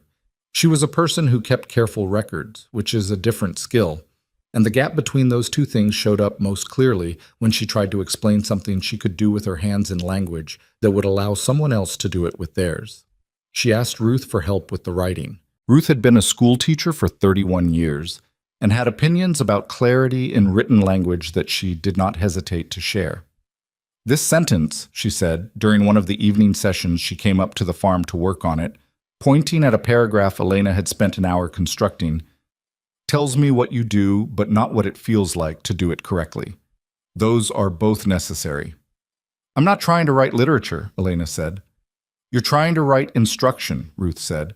"Good instruction describes the sensation as much as the action. How else is someone going to know they've got it right?" Elena looked at the paragraph. "I don't know how to describe the sensation without sounding like you know what you're doing," Ruth said. "You do know what you're doing." "I know what I'm doing. I don't always know how to talk about it." "That's what I'm here for," Ruth said, and picked up her pencil. The document grew slowly through January and February, the way things grow in winter, underground, without visible evidence, accumulating mass that would only become apparent later. Elena thought of it as the institutional memory of something that didn't have an institution yet. The knowledge had existed in fragments, in her great-grandfather's journal, in Margaret's hands, in the muscle memory of Francis and Harold and Bet as they developed it, and the document was the attempt to gather those fragments into something that could survive the people who currently held them. She thought about this more after Margaret fell. It happened in late February, on a Wednesday, one of Elena's regular visiting days. She arrived at the house past the Granger crossroads to find the door unlocked, but no answer to her knock.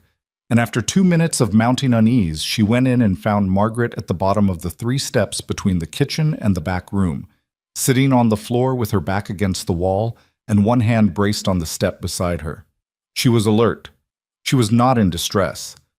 But her right ankle was already swelling in a way that told Elena she was not getting up from that floor without assistance. "I was going too fast," Margaret said when Elena crouched beside her. Her voice was flat with the irritation of someone who has made a preventable error. "How long have you been sitting here?" 40 minutes, maybe 50. A pause. "I knew you were coming." Elena did not say the obvious thing, which was that 40 minutes on a cold floor at Margaret's age was a medical situation regardless of the ankle. She said, "Can you put weight on it?" "Not successfully," Margaret said, which meant she had tried. They got her to the couch. Elena called Dr. Kessler, who was not a physician but knew every medical resource in the county, and made a call that had a doctor at Margaret's door within 90 minutes, a feat that spoke to both Dr. Kessler's network and the specific regard the county had for Margaret Hale when people were reminded she existed. The ankle was badly sprained, not broken, but the doctor was direct about what a sprain meant for a woman of Margaret's age and the months of reduced mobility it would require. Margaret was direct back. "I can sit and work," she said. "My hands aren't injured."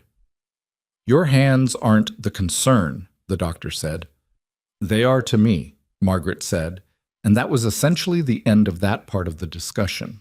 Elena drove home that evening with the particular heaviness of someone who has been reminded of something they had been avoiding thinking about directly. Margaret was 83 years old. She moved carefully and she was sharp, and her hands knew things that no book could fully capture. But she was 83 and she had just spent 40 minutes on a cold floor waiting for Elena to arrive. She sat at the kitchen table that night with the documentation project open in front of her, and she worked until 2 in the morning, and she did not feel the tiredness the way she normally did, because something underneath the tiredness was driving her harder than the deadline had. She told Frances the next morning. Frances was quiet for a moment, her hand still in the fleece she was carding. Then she said, "Is she going to be all right?" "For now," Elena said. "But we need to get the rest of it down. Everything she still has that isn't in the journal and isn't in what she's already taught us. There are things she knows that she hasn't thought to teach because she doesn't realize we don't already know them." Frances looked at her. "How do we get at those?" "We spend time with her. We ask different questions. We watch her hands even when she thinks she's just demonstrating." Elena picked up her own cards. "We treat every session like it might be one of the last ones." Frances said nothing for a moment. "That's a hard way to approach a relationship." "It's the honest way," Elena said. "And I think she'd prefer honest." She was right. When Elena arrived the following Wednesday and sat across from Margaret at the kitchen table with the documentation project and a recorder she had bought at the hardware store and asked if she could record the sessions, Margaret looked at the recorder and then at Elena with the particular expression she had when she was assessing something. "You're worried about losing it," Margaret said. Not accusatory, just naming it. "Yes," Elena said. Margaret nodded slowly. "Good," she said. "You should be." She reached over and pressed the button herself. "Ask me about the washing temperatures first. I don't think you've got those entirely right in your notes." She was correct. Elena hadn't. Spring came late and cold that year, the ground stubborn about releasing its frost, the pastures slow to green. The flock was at 327 now. The winter lambs had arrived in February and March with a survival rate that Dr. Kessler said she was going to have to write up for the regional veterinary newsletter because it contradicted several assumptions about heritage breed hardiness in adverse conditions. Elena gave her all her records, meticulously kept, and Dr. Kessler spent 3 evenings at the kitchen table going through them with the focused attention of someone finding exactly what they were looking for. "You've been keeping these since the beginning?" Dr. Kessler asked, turning a page. "Since day 2, Elena said. Day 1 I was too tired. These are extraordinary records. I just wrote down what happened." Dr. Kessler looked up at her. "Most people don't. Most people think they'll remember, and then they don't. And then they can't tell you why things went wrong or right because they never wrote it down." She turned another page. "You've essentially been running a longitudinal study without calling it that." Elena poured more coffee. "I was just trying to not make the same mistake twice." "That's what a longitudinal study is," Dr. Kessler said, and went back to reading. The article, when it appeared in the regional newsletter 3 months later, listed Elena as a co-contributor. She read her name in the byline 3 times before she believed it was accurate. She showed it to Nora at breakfast. Her grandmother looked at it. "Of course," she said, and went back to her oatmeal.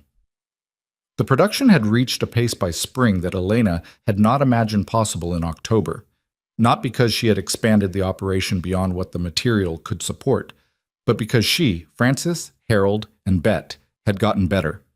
The hands-on hours had accumulated into fluency, the kind of fluency that doesn't announce itself but shows up as time saved and errors reduced, and a quality in the finished work that was more consistent than anything Elena had been able to produce in the first year. The blankets coming off the looms in April were not the blankets she had made in March of the previous year. They were better. Measurably, demonstrably better in the ways that mattered. Donna noticed before Elena said anything. The last 4 are different, Donna said on the phone in April. People are noticing. I have a woman who bought one in October and came in to buy another, and she stood next to them both for 10 minutes before she picked one up and said, "They got better." "She's right," Elena said. "How?" Elena thought about how to explain it. When you first learn something, you're doing the right things, but you're doing them consciously. You're thinking about each step. The thinking creates a kind of interruption in the flow of it. When you know it deeply enough, the thinking goes quiet and you just work. The work shows the difference. A pause. "Margaret teach you that?" "My own hands did," Elena said. "Margaret just created the conditions for it." It was in May that the letter arrived. She almost missed it. It came in a week when she was managing a respiratory issue, moving through 6 animals in the East Slope pasture and driving between the farm and Clay's land twice daily and spending every available evening in the barn or at the loom or with the documentation project. She opened the mail at the kitchen table on a Thursday evening without sitting down, the way she opened mail when she was too tired to commit to sitting, flipping through the envelopes. The return address was a university in a city 3 states away. Agricultural Heritage Studies Department. She sat down. The letter was from a professor named Dr. Elaine Marsh, who explained that she had read Dr. Kessler's newsletter article with great interest and had made subsequent inquiries about the Caldwell Ridge operation and its documented population of what appeared to be a functionally extinct heritage sheep variety. She wrote with careful academic language that Elena had to read twice in some places, but the meaning underneath the careful language was not ambiguous. Dr. Marsh wanted to visit. She wanted to study the flock, and she was suggesting the possibility of a formal genetic documentation project that would, if completed, establish the heritage breed's characteristics and bloodline in the permanent academic record in a way that would make the breed's existence inarguable. Make it inarguable. Elena read those 2 words and sat with them for a moment. She called Margaret the next morning. Margaret listened to the entire letter read aloud without interruption. Then she said, "When can she come?" "I haven't responded yet. I wanted to talk to you first." "Why?" "Because this started with your knowledge," Elena said, "and with my great-grandfather's. I don't want to do anything with it that doesn't include you." A silence on the line. Not the kind that meant absence, the productive kind. "Your great-grandfather would have said yes immediately," Margaret said finally. "He was always trying to put the knowledge somewhere it couldn't disappear." "And you?" "I've been waiting for 40 years for someone to try to make this inarguable," Margaret said. "Right back to her today." Elena wrote back that afternoon, after the morning flock check and before the afternoon processing session, sitting at the kitchen table with the letter beside her and her grandmother's good pen in her hand, because this felt like the kind of letter you wrote with a good pen. She described the flock. She described the documentation project. She described Margaret and the journal and the 2 winters and the processing methods. She wrote more than she intended to, and then she cut half of it because the other half was enough, and she sent it. Dr. Marsh arrived 6 weeks later on a Wednesday morning in late June, driving a sensible sedan that was wrong for the mountain road and making the last quarter mile with the careful concentration of someone who has accepted that they are in terrain that does not accommodate them and is determined not to make it worse. She was 50 or so, wore clothing that was clearly chosen for field work, and had the particular quality of attention that academic people develop when they are in the presence of something they have spent years studying theoretically and are seeing with their own eyes for the first time. She stopped at the fence line of the main pasture and stood there without speaking for almost 2 full minutes. "How many pure heritage animals?" she asked finally. "I believe 231, Elena said. "Dr. Kessler can give you the precise breakdown by generation. The spring lambs complicate the count." "Are those—" Dr. Marsh pointed at a group of yearling ewes moving along the far fence. "Are those first-generation lambs born on this farm?" "Second," Elena said. "The first generation was born last spring." Dr. Marsh turned and looked at her with the expression of someone recalculating. You've had stable reproduction for 2 full generations. Yes. With documented survival rates. And full processing records, Elena said. I can show you the quality metrics across the 2 years if that's useful. Dr. Marsh looked back at the pasture. I spent 11 years trying to find a documented surviving population of this breed, she said. It wasn't addressed to Elena exactly. It was the kind of statement that needed a witness but wasn't seeking a response. I found references in 3 archives and 2 private collections of agricultural correspondence, and every trail went cold. She paused. And here they are. Here they are, Elena agreed. Nora Ashford died in July. She had been declining since April in the specific incremental way that some old people decline. Not dramatically, not in crisis, but in the slow subtraction of one thing at a time. She stopped taking her morning walk in April. She stopped coming to the barn in May. In June, she spent most of her days in the chair by the kitchen window, watching the farm the way she had always watched it, with the patient attention of someone for whom watching was its own form of participation. Elena knew. She had known since spring, the way you know things about people you love when you've been paying the kind of attention to them that proximity and care require. She didn't talk about it because Nora didn't want it talked about, and because there was nothing to say that the knowing didn't already contain. She was with her grandmother when it happened, in the early morning on a day in mid-July when the light came in through the kitchen window at the angle it came in during summer, horizontal and warm, falling across the table in a way that made ordinary things look considered. Nora had her coffee. She had her hands around the mug the way she always held it, for the warmth more than the drinking. She was watching something outside. Elena didn't ask what. After a while, Nora said, "You know what you're doing now." "Most of the time," Elena said. "That's the right answer." A pause. "More than most of the time and you stop learning. Less than most and you stop moving." Elena looked at her grandmother. "Did you know? When I first came back, did you know about the breed?" Nora considered this with the honesty she had applied to every question Elena had ever asked her. "I knew your great-grandfather believed something was still out there. I didn't know if he was right." She looked at the window. "But I knew you were the right person to look." "You could have told me that." "I could have," Nora agreed. "But then you'd have been looking for what I told you to look for, instead of seeing what was there." Elena sat with this for a moment. Outside, Mabel was at the near fence, as she often was in the mornings, patient and present, and watching the house with the steady amber attention she brought to everything. "She's still out there," Elena said. Her grandmother looked. "Good animal," she said simply. She set her coffee down. Elena sat at the kitchen table for a long time afterward, in the same chair, in the same morning light, and did not move. She had work to do, and she knew she had work to do, and she would return to it, but there are moments when the work can wait, and this was one of them. Frances came in the afternoon. She came without being called, the way the people who have been in the barn with you through difficult things develop the instinct to come. She did not say much. She made coffee and brought Elena a cup and sat across the table, and that was sufficient. Harold came later. Bet sent a note, written in her quick, impatient handwriting, that said only, "She knew what mattered." "I'm sorry." Dr. Kessler came on the second day. Margaret, who could not easily travel, called every morning for a week at 8 o'clock, and Elena answered every time, and sometimes they talked for 20 minutes, and sometimes they sat on the phone in silence for 5 minutes, and that was also sufficient. Ruth brought food. This was Ruth's language, and it had always been, and Elena ate it without ceremony and was grateful for the translation. She went back to the barn on the 4th day. The flock needed her, and she needed the flock, and this was not avoidance.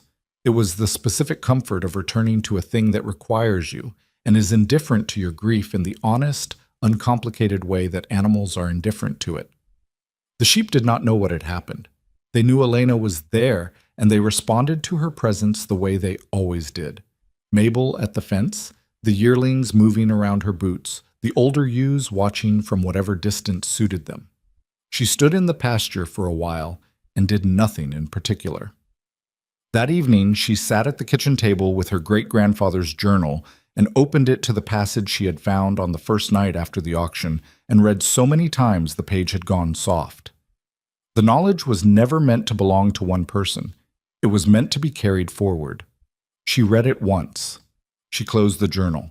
She pressed her palm flat against the worn cover and sat there in the quiet of her grandmother's kitchen. Her kitchen now, she supposed, which was a thought she wasn't ready to fully inhabit, and let the house be quiet around her. Outside, the summer evening was settling in, the light going long and warm and gold the way it did in July, and the flock was in the evening pasture, and from where she sat she could hear them, the low, settled sound of animals at rest, patient and present in the warm dark. She thought about what her grandmother had said, about knowing what you're doing, about the difference between most of the time and more than most of the time. She thought about the 32 names on the waiting list and Dr. Marsh's careful handwriting in her field notebooks and Margaret's hands on the recorder button. She thought about Francis and Harold and Betty and Tobias quietly mending fence on the east slope. She thought about Ruth's food and Dr. Kessler's monthly drives up the mountain road and the letter she still needed to write to a rancher in another state who had read Dr. Marsh's preliminary report and wanted to know if there were animals he could start with. She thought about Seven, Mabel's lamb, born on the coldest night of the first winter, the lamb her grandmother had named without hesitation, and with the kind of certainty that Elena had spent 2 years building toward herself. She opened her record book. She made the evening's notes. Date, condition, anything notable. She wrote her grandmother's name at the top of the page and then crossed it out because that wasn't what the record book was for, and then she sat there looking at the crossed-out name for a moment before she turned the page and continued. The work was still there. The flock was still there. The knowledge was alive in Francis's hands, and Harold's careful precision, and Bet's grudging accuracy, and Margaret's recorded voice on 43 hours of tape that Elena was slowly transcribing into the documentation project. It was not enough. It was never going to be entirely enough. But it was what there was, and what there was more than what she had started with, and she had learned to measure progress by that standard rather than the one that required perfection before it counted. She closed the record book. She went to start the evening checks. Mabel was at the gate, waiting with the patience of an animal who has long since stopped being surprised that the person she is waiting for eventually arrives. Elena put her hand on the old ewe's broad gray forehead for a moment. "I know," she said. She opened the gate and went in. The letter from the rancher in Montana arrived on a Tuesday morning in August, 3 weeks after Nora's funeral. His name was Dale Purvis. He had read Dr. Marsh's preliminary report, which had begun circulating in agricultural heritage circles with the quiet, building momentum of something that fills a gap people didn't know they had been waiting to fill. Dale was 64 years old, ran a mid-sized operation in a valley that had been losing topsoil and profitability for a decade, and wrote the way people write when they have been composing a letter in their head for longer than they want to admit. In complete sentences, with specificity, without the hedging language of someone who expects to be refused. He wanted to know if there were starter animals available. He wanted to know about the processing methods. He wanted to know if Elena would be willing to talk to him on the phone before he made a decision that his wife was already skeptical of, and his bank was only conditionally supportive of. Elena read the letter twice. Then she set it on the kitchen table next to her coffee and went out to do the morning checks because the morning checks did not wait for correspondence. And she had learned long ago that difficult decisions were easier after physical work had settled the restlessness that made them feel more urgent than they were. She thought about Dale Purvis while she walked the pasture. She thought about the right answer, which was not the same as the easy answer, and not the same as the answer that felt most protective of what she had spent 2 years building.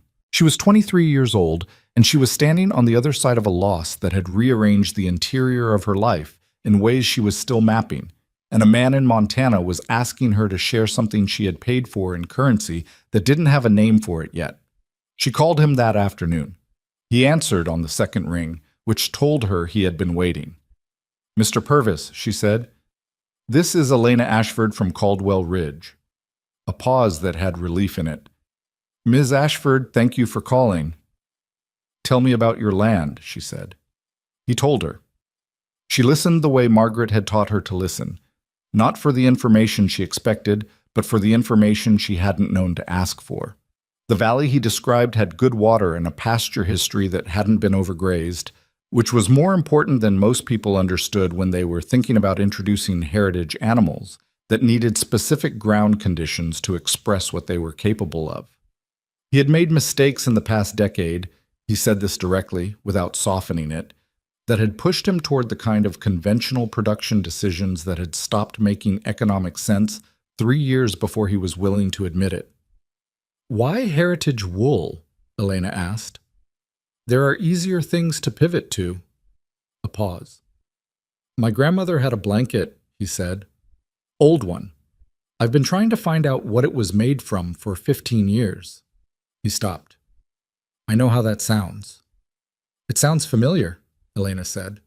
She had that conversation with Dale Purvis twice more over the following 2 weeks, and then she drove out to Margaret's house on a Wednesday and sat across from the old woman, ankle-heeled now, moving carefully but moving, and described the situation. "How many animals can you send without compromising your own breeding stock?" Margaret asked. 8, maybe 10, younger ewes, documented bloodline, healthy. Elena looked at her hands. "That's not the question I'm wrestling with." "What's the question?" "Whether I'm ready to be the person who sends them." She looked up. "Once I do that, it's different. It's not just me and this flock and this mountain. It's something else." Margaret looked at her with the steady, patient attention she had brought to everything in the 2 years Elena had known her. "It was always something else," she said. "You just couldn't see it yet from where you were standing." Elena sat with that for a long moment. "Your great-grandfather sent animals twice," Margaret said. "He sent them to 2 farms in the valley below, and he wrote about it in that journal. Did you read that part?" Elena had read the entire journal 4 times, and annotated it twice, and built a documentation project around it, and she had not read that part because she had not found it, and the realization that there were still things in those pages she hadn't seen landed with the specific surprise of discovering a room in a house you thought you knew completely. "No," she said. "Where?" "Near the end," Margaret said. "The last 20 pages. He wrote smaller when he was older. You might need the magnifying glass from the kitchen drawer."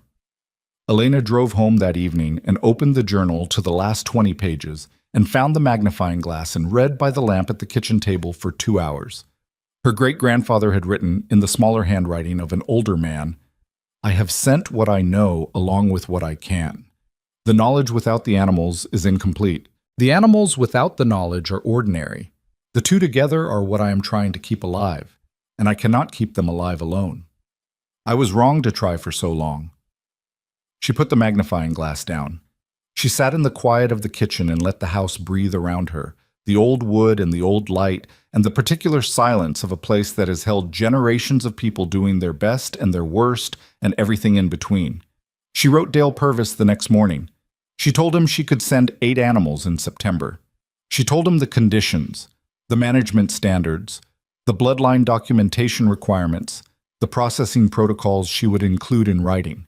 She told him she would need quarterly reports from Dr. Kessler's equivalent on his end, and that the heritage standards were non-negotiable in the specific way that non-negotiable things are when one violation costs you something you cannot recover.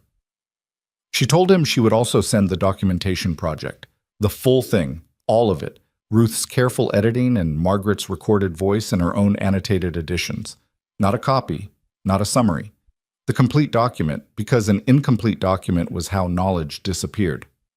She signed it and sent it before she could rethink it, which was how she had learned to handle decisions that her own caution would otherwise delay past the point of usefulness. Dale Purvis wrote back in 4 days. The letter was shorter than his first one. It said, "I understand the conditions and I accept all of them. My wife read your documentation project last night and she isn't skeptical anymore." Elena showed this to Frances at the processing table. Frances read it and handed it back. 8 animals, she said. "You sure?" "No," Elena said, "but I was sure about 300 sheep for $7, and that turned out to be the right call." Frances considered this. "That's a very different kind of math." "Same principle," Elena said, and went back to the loom. Dr. Marsh's formal genetic study, published in October of that year, 14 months after her first visit to the farm. Elena received a copy by mail. A bound journal, the weight of it solid in her hands, and her name in the acknowledgments on the second page listed alongside Margaret's and Dr. Kessler's, which was not the same as being a co-author, but was accurate in a way that felt more honest than a formal credit would have been. She had contributed records and access and the animals themselves. The science was Dr. Marsh's. The distinction mattered. The study was, by academic standards, a significant document. It established formally what Elena had known with her hands for 2 years. The heritage breed was genetically distinct from every commercially documented variety, carried fiber characteristics that were measurably superior for thermal retention and durability, and represented a living genetic archive of pre-industrial sheep husbandry that had no equivalent in the formal agricultural record. Elena read the scientific sections twice, with a dictionary beside her. She read the conclusion once, and then set the journal down on the kitchen table and went outside and walked the fence line of the main pasture for 20 minutes without purpose, just walking, because sitting still with the weight of it was not something she was ready to do yet.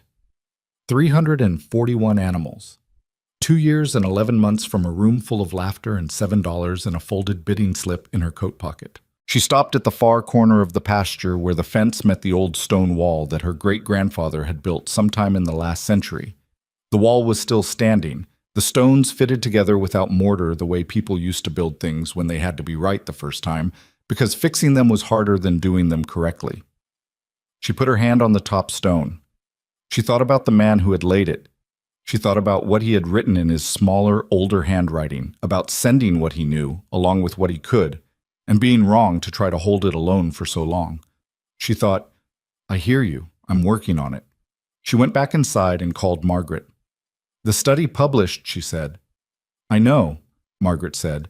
Dr. Marsh sent me a copy. I've been reading it since yesterday morning. What do you think? A pause. The productive kind. The kind Margaret used when she was not collecting her thoughts, but letting them settle before she spoke them.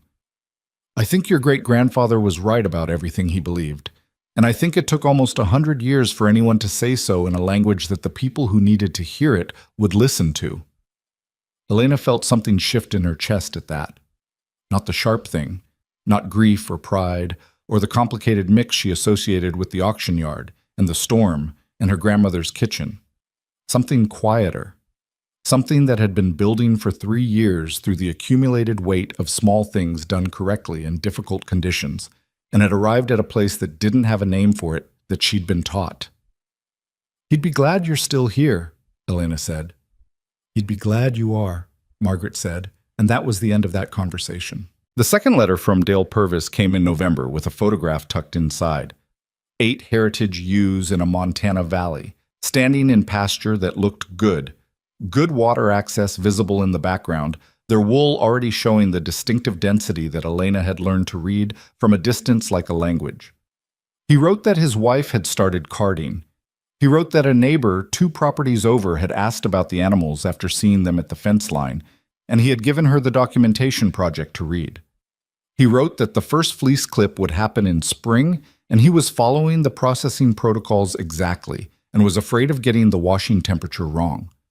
She wrote back that the washing temperature was the one everyone got wrong the first time, and that when it happened he should note exactly what he did, so he wouldn't do it the same way twice, and that the error was not a failure but a data point, and that data points were how you learned things that nobody could teach you directly, because some knowledge only existed on the other side of making the mistake. She signed it and then added a line at the bottom. The animals will tell you what they need if you pay attention. Trust that more than you trust the process documents, including mine. She sent it. By the following spring, 4 years after the auction, the East Slope operation had expanded to the point where she and Clay Mercer had renegotiated the original agreement twice. Not because anything had gone wrong, but because the original agreement had been written for a situation that no longer existed and needed to grow with what it was governing. The renegotiations were not easy. Clay had opinions about scale and efficiency that came from a different production philosophy than Elena's, and there were 2 conversations in that period where they sat across from each other at the diner table in town, and the disagreement was serious enough that Elena drove home afterward not knowing how it would resolve. It resolved because both of them showed up for the next conversation. That was the only mechanism available, and it was sufficient. Tobias, who had been maintaining fence on the east slope since the original agreement, had by now been doing the work long enough that Elena trusted his eye more than her own for certain conditions specific to that pasture. She told him this directly one afternoon when they were walking the fence line together, and he received it with the brief nod of a man who does not need acknowledgement but appreciates accuracy. "The animals are different out here," he said. "Not a criticism, an observation." "Different how?" she asked. "Quieter," he said. "In the way that means settled, not in the way that means something's wrong." She looked at the flock grazing the east slope in the late afternoon light. He was right. The animals that had been on this pasture for 2 seasons had a quality of stillness that was distinct from the main flock's more alert watchfulness, and she had noticed it without naming it, and his naming it made her see it more clearly. "You're good at this," she told him. He looked at her sideways. "I grew up with animals. My grandfather ran a small flock." "What breed?" He named a commercial variety. "Nothing like these," he said. He watched a ewe move to the water trough, unhurried. "These ones pay attention, like they're deciding something about you." "They are," Elena said. "They're deciding if you're worth paying attention to in return." He looked at the flock for a moment. "What do you think they've decided?" "About you?" She watched Mabel, who had been moved to the east slope in the fall and had taken to it with the equanimity she brought to all circumstances, make her way toward the water trough with her particular rolling gait, slower now, the joints showing their age. "I think you've been here every day for 2 years. I think they know the difference." Francis had, by the 4th year, become the person Elena deferred to on spinning, not on everything, not on the management decisions or the standards questions or the flock assessments, but on the physical art of turning the heritage fleece into the specific yarn that the blankets required. Francis had accumulated enough hours and enough failure and enough recovery from failure to have developed a fluency that exceeded Elena's own. Elena told her this. Francis looked at her across the processing table for a moment. "You're not bothered by that?" she asked. "Why would I be?" Francis considered. "Most people who build something are bothered when someone else gets better at part of it than they are." "I built this so the knowledge would survive," Elena said. "If it only survives in me, that's the definition of failure." Francis was quiet for a moment. Then she said, "Your great-grandfather wrote something like that, didn't he, in the journal?" "Near the end," Elena said. "Smaller handwriting." Francis nodded and went back to the wheel. Outside the barn, the late spring afternoon was doing what late spring afternoons in the mountains do when the season has finally committed. The light long and serious, the air carrying the smell of the pasture coming back to life after a winter of waiting. Harold retired from the operation in the 5th year, not from age. He was 62 and healthy, but because his daughter, who had moved to the coast a decade earlier, had called asking him to come, and he had decided that some things required being present, for even when other things required your absence. He told Elena in March, with the direct simplicity of a man who has rehearsed saying something and decided rehearsal made it worse. "I'll miss this," he said. "I know," Elena said. "I taught my daughter to weave when she was 10, he said. "She doesn't remember how anymore. I'm going to teach her again." Elena looked at him. This was not an adequate response to what he was giving up or what it cost him, but it was accurate. "Take the documentation project with you," she said. "The full version." He looked at her. "I have a copy." "Take another one. One for her." He left on a Saturday in early April. Bet, standing at the barn door watching his truck go down the drive, said nothing for a full minute. Then, "He was better at the joining than any of us." "He was," Elena agreed. "We'll get worse before we get better," Bet said. "Not a complaint, just a forecast." "We will," Elena said. "Write it down." The banker arrived on a Thursday in May of the 5th year. He was from a regional agricultural development fund that had been created in the aftermath of the blizzard, and the county's emerging recognition that the heritage wool operation represented a model worth documenting and potentially replicating. He wore clothes that were wrong for farm visits, and shook hands with the particular firmness of someone who has been taught that firmness communicates confidence. His name was Richard Colby. He had a briefcase. Elena met him at the gate. She had the morning flock check still in progress, which she had not interrupted for his arrival, and she finished it while he stood at the fence. She was aware of him standing there, and she was aware that he was aware that she had not rushed the check, and this awareness was mutual and contained its own negotiation. She came back to the gate. "Ms. Ashford," he said, "thank you for making time." "Mr. Colby," she said, "come in. I'll show you the operation." She showed him the barn, the processing setup, the documentation project in its current form. 3 years of accumulated revision, now genuinely substantial, the kind of document that showed in its own structure the shape of what it had taken to produce it. She showed him the flock records and the blanket production records and the East Slope Agreement. She showed him the Montana letters because Dale Purvis had, by now, sent 6 of them and had enclosed a photograph in each one, and the photograph showed a progression that was its own argument. Richard Colby asked the questions that his fund required him to ask, about revenue, about scalability, about the pathway to expanded production, about the conditions under which additional capital could accelerate growth. Elena answered each one honestly, including the answers that were not what he was hoping for.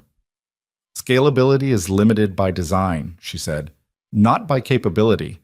The quality of the product depends on the quality of the process, and the process depends on the knowledge the people bringing it have accumulated.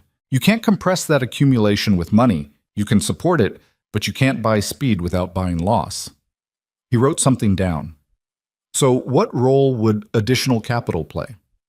"Training more people," she said, "more slowly than you'd want. Getting the documentation into the hands of ranchers who are trying to decide if this is viable for their specific land. Supporting Dr. Kessler's veterinary research into the breed's health characteristics." She paused. "And building the processing facility that Margaret Hale has needed for 40 years and never had the resources to create." He looked up from his notes. "Margaret Hale?" "The woman who held the knowledge for 4 decades while there were no animals to apply it to," Elena said. "She's 84 years old and she works out of a front room that's too small and too cold in winter. If there's one thing in this operation that deserves to be corrected immediately, that's it." Richard Colby looked at her for a moment with the expression of someone recalibrating. "That's not a typical capital allocation request." "No," Elena agreed, "but it's the right one." He wrote it down. She watched him write it. She did not know if the fund would support what she was asking, or if the amount they might offer would be adequate, or what the conditions attached to their support would look like. She knew that support with wrong conditions was sometimes worse than no support, because it came with obligations that could pull the operation in directions that served the funder's requirements instead of the work's actual needs. She would read every line before she signed anything. She had learned this the way she had learned most things. Not the hard way exactly, but the careful way.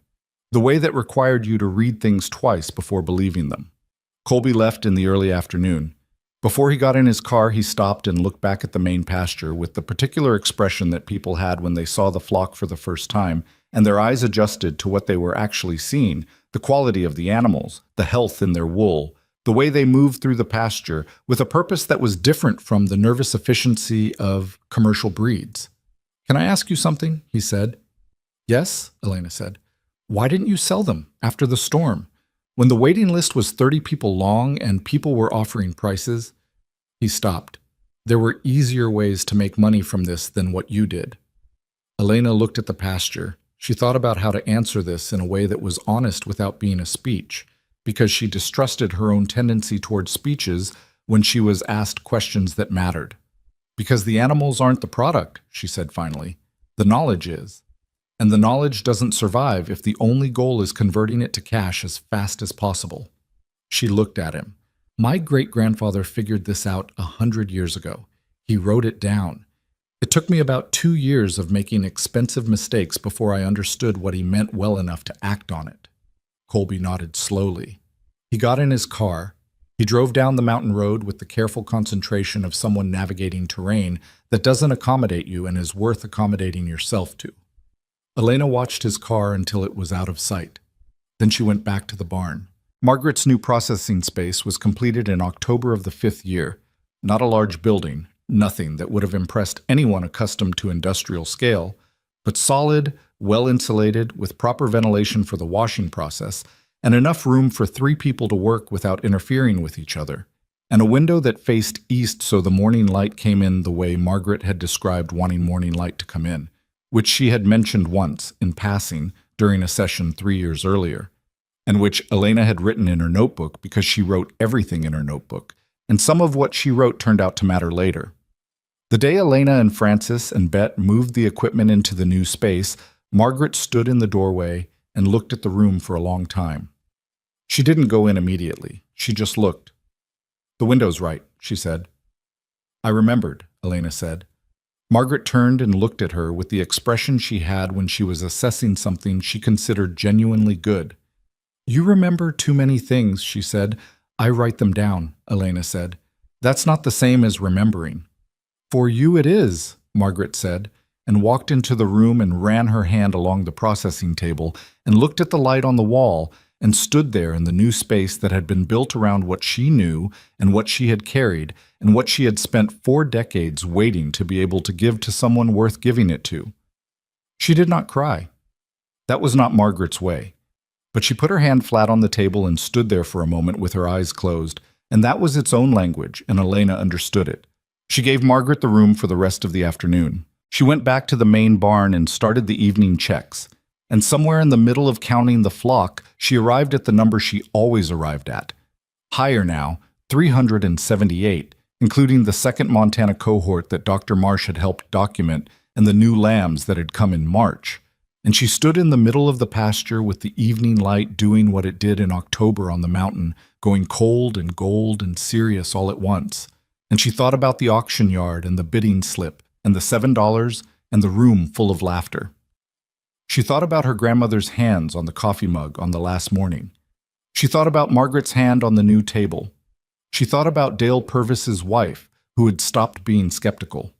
She thought about Harold teaching his daughter to weave again, somewhere on the coast, with a copy of the documentation project on the table between them.